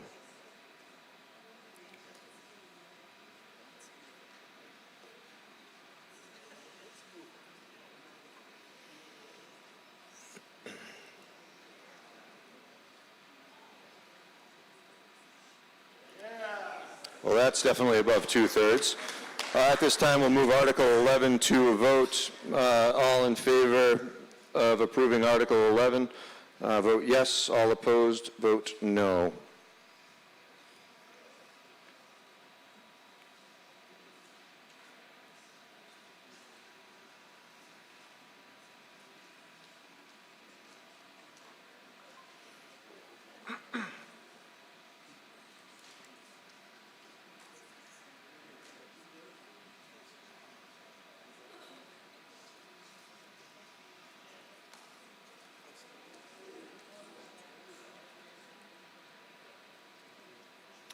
Article 11 passes. Article 13, Playground Park Grant Acceptance Meets and Bounds. To see if the town will vote to dedicate the town-owned land located at 71 West Main Street containing 1.04 acres, more or less, shown as Parcel B on a plan entitled Plan of Land.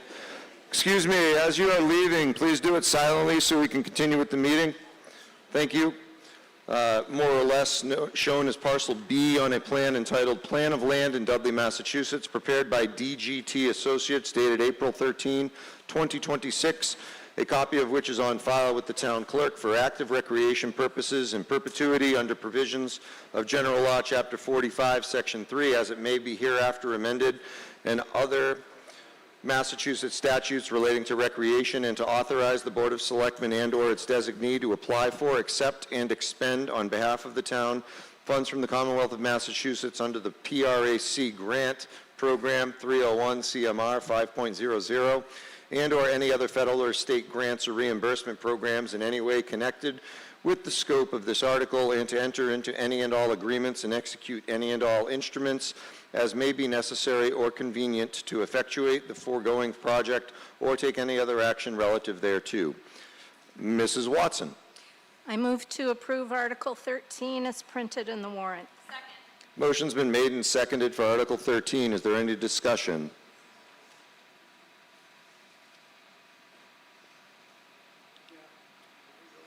Yes, Mr. Frank.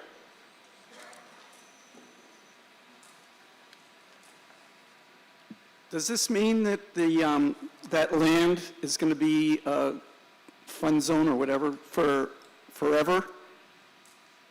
I mean, I've seen this fund zone around Town Hall has moved now. It's in its third location.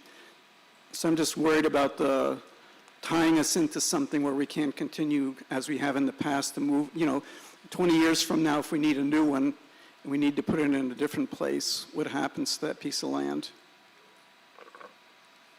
Thank you, Mr. Randazzo.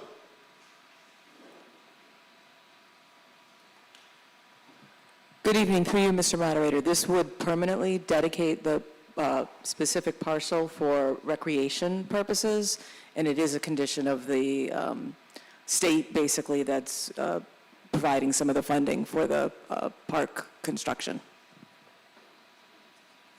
Thank you. Additional discussion or questions for Article 13? Time number 2, Mr. Frank. Come on up. Sorry about this. So if we get reimbursement from the state for this, didn't we already pay for this part through a previous town meeting? Like what happens to the money that the state comes? Is that going back to paying that back to the taxpayers or wherever, or does it go into the general fund for a different purpose? Mr. Ruda? It's a park grant, it's reimbursement based, so as the invoices come in, we pay off those invoices. In the meantime, we have authorization from the previous town meeting to borrow the money. But as the money comes in, we're reimbursed for it. So if we don't need to borrow the full amount, we don't. The balance is coming from a fundraiser. Thank you. Any additional questions or discussion for Article 14? Seeing none, we'll move Article 14 to a vote. All in favor, yes. 13, thank you. Wishful thinking. Sorry. Move Article 13 to a vote. All in favor, yes. All opposed, no.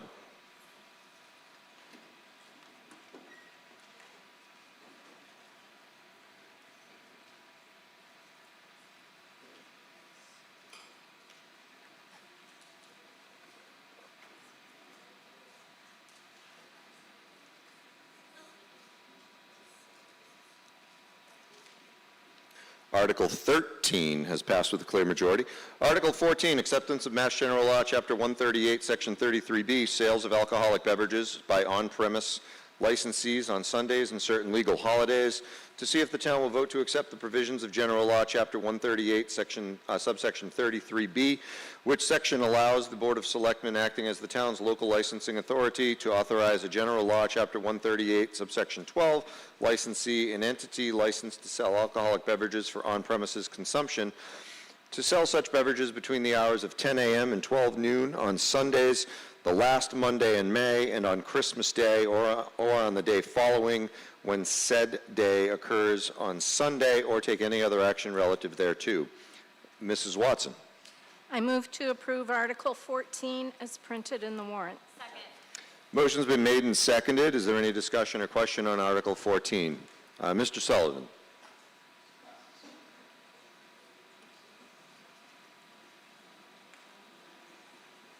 Stephen Sullivan, 36 Cardinal Drive. What this essentially does is allow people that serve on-premise to open up a little bit earlier on Sunday. It's an international world now. You got the World Cup, different time zones. They just had an Olympic where they were dropping the puck in the morning. What it does is gives businesses in town a chance to levelly compete with other towns that already allow this, and it also helps the police chief and the Board of Selectmen not to get phone calls when someone says, we saw the door open at XYZ Club at 11:45 on a Sunday, they shouldn't be open. I think it's a no-brainer, helps the small businesses out, and appreciate your support. Thanks, Mr. Sullivan. Additional discussion for Article 14. Seeing none, we'll move Article 14 to a vote. All in favor, yes. All opposed, no. While we're voting, I'd like to extend a thank you to Mr. Marcy. Thanks for joining us here this evening. Much appreciated.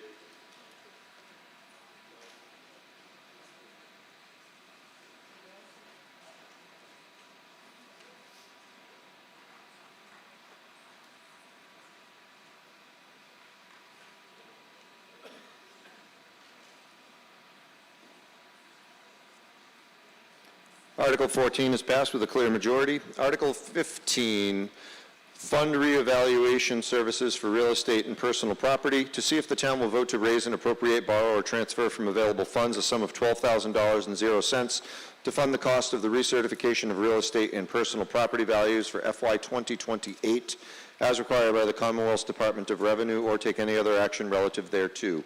Mrs. Watson. I move to pass over Article 15. Motion's been made and seconded to pass over Article 15. Is there any discussion? Seeing none, we'll move the motion to pass over Article 15 to a vote. All in favor to pass over, yes. All opposed, no.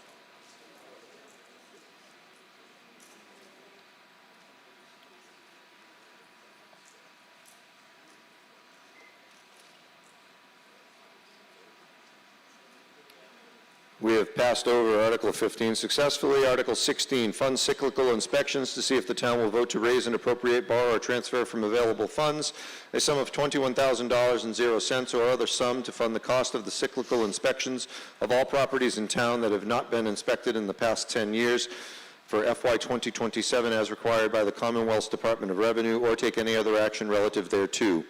Mrs. Watson. I move to pass over Article 16. Motion's been made and seconded to pass over Article 16. Discussion? Seeing none, we'll move Article 16's pass over to a vote. All in favor to pass over, yes. All opposed, no.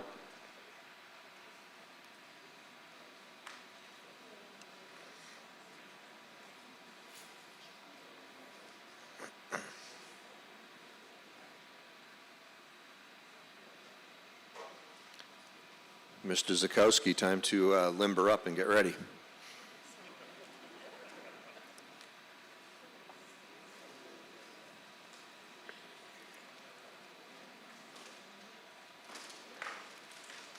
We've successfully passed over Article 16. Article 17, to see if the town will vote to raise and appropriate, borrow, or transfer from available funds the sum of $120,000.00 from water retained earnings account number 0061000359000000 for the purchase of a WOX valve maintenance trailer and valve maintenance skids for lead service line inventory project, or take any other action relative thereto. Mrs. Watson? The FAA recommends we defer Article 17 to the Water Sewer Commissioners. The Board of Water Sewer Commissioners recommend that this article be passed as written. Hold on. Move that the town transfer the sum of $120,000 from water retained earnings for the purposes stated in Article 17 of the warrant, and I so move. Motion's been made and seconded. Discussion for Article 17.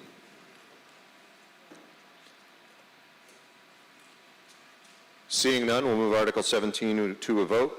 All in favor, yes. All opposed, no.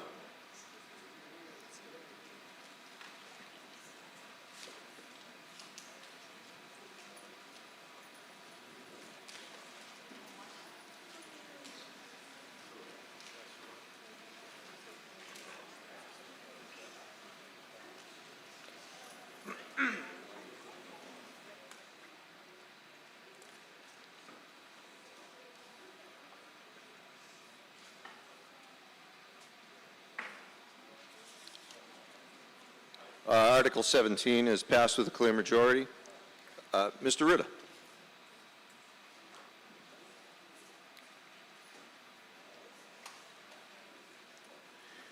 You guys are going to love this one. Article 9, I'm making a motion to reconsider Article 9 because I think there was a flaw with the way it was moved.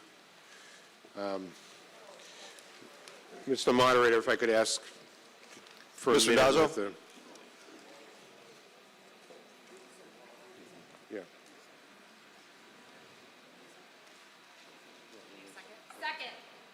Yeah. Motion to reconsider has been made and seconded. Mr. Randazzo. So when we were considering Article 9, you kind of saw me scurrying up to the moderator to be clear as to the funding source, and thereafter an individual raised a question about the funding source, and it appears that there was just a little bit of a miscommunication in the documentation, and it does appear that authorization for borrowing the $100,000 needs to be made for Article 9. So the motion is to reconsider that to specify the funding sources being by borrowing. Thank you, Mr. Randazzo. Are there any discussion or questions for the motion to reconsider?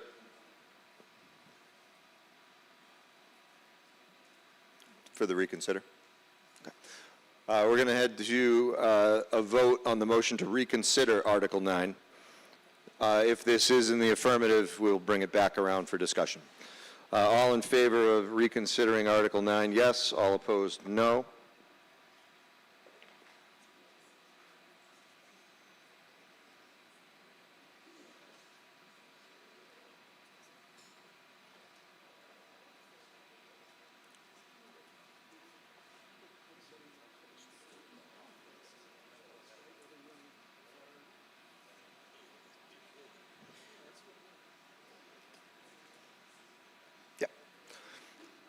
Motion to reconsider is passed. We'll open up, take a motion for Article 9 from Mr. Zukowski.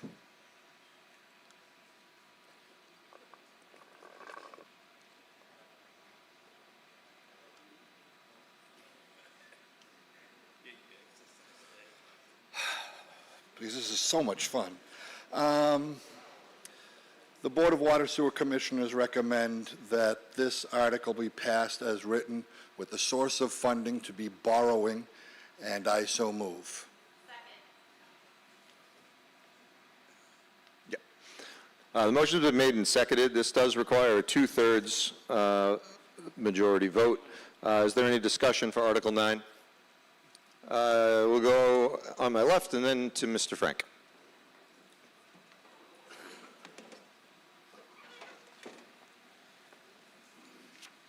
Michael Ronoff from 6 Francis Drive. All I got is a question. He just said to borrow. Should put it in, borrow from the town, not from the Water Commission, but from the town. Sir, I couldn't hear. Okay. What I'm stating is, he just stated it should be borrowed. He should state it as borrowed from the town itself. No? Should it be borrowed from the town itself? Well, the town should be doing the borrowing. No, Mr. Randazzo? Okay. So if I understand your question, the article itself authorizes that the town borrow, and we were just clarifying that that's the funding source. Just the wording. Okay. Thank you. Yes, Mr. Frank.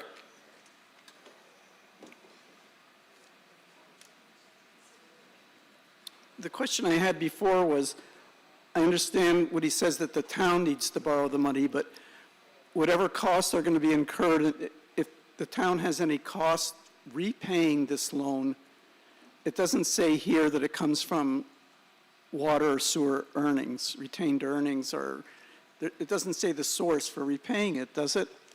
I mean, it may just be a legality that I'm not seeing here, but. Ms. Randazzo? Thank you, Mr. Moderator. So bond counsel typically reviews and approves the language for all borrowing articles. In addition, the state Clean Water Trust has some specific language they like to see in the article. As I believe Mr. Zukowski indicated when we first presented the article, borrowing from the Clean Water Trust State Revolving Fund is usually a low to 0% interest rate, and it is not normal in these borrowing articles to include, a specification of the refunding, so the payment for the debt. But I would expect that that would be something that would be addressed when the borrowing is done, and it might not be for a year or whatever time frame they do for the borrowing. But you would be presented with some language either in your main budget article or separate articles as to how that money will be repaid. Thank you, Mr. Dazzo. Any additional questions or discussion for Article 9?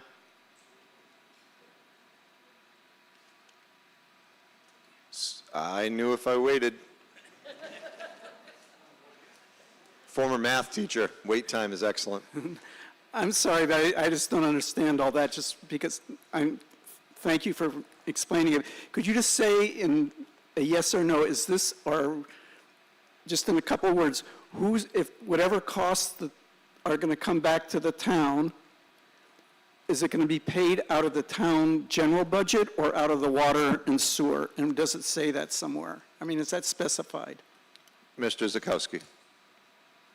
I assure you it will be paid for out of receipts from the sewer department. From the sewer department receipts, yes.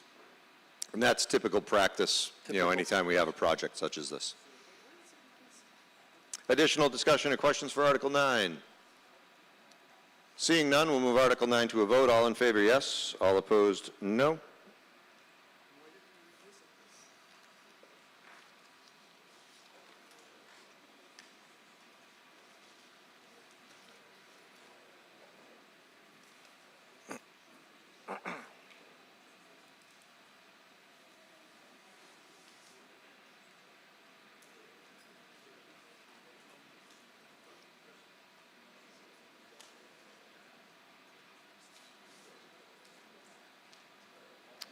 Article 9 has exceeded the two-thirds majority. It has passed. I've got multiple motions to adjourn. Let's go old school. Was made and seconded. All in favor to adjourn? All opposed? You can meet me in the parking lot if you'd like to keep talking. Have a great night, everybody. Thank you so much.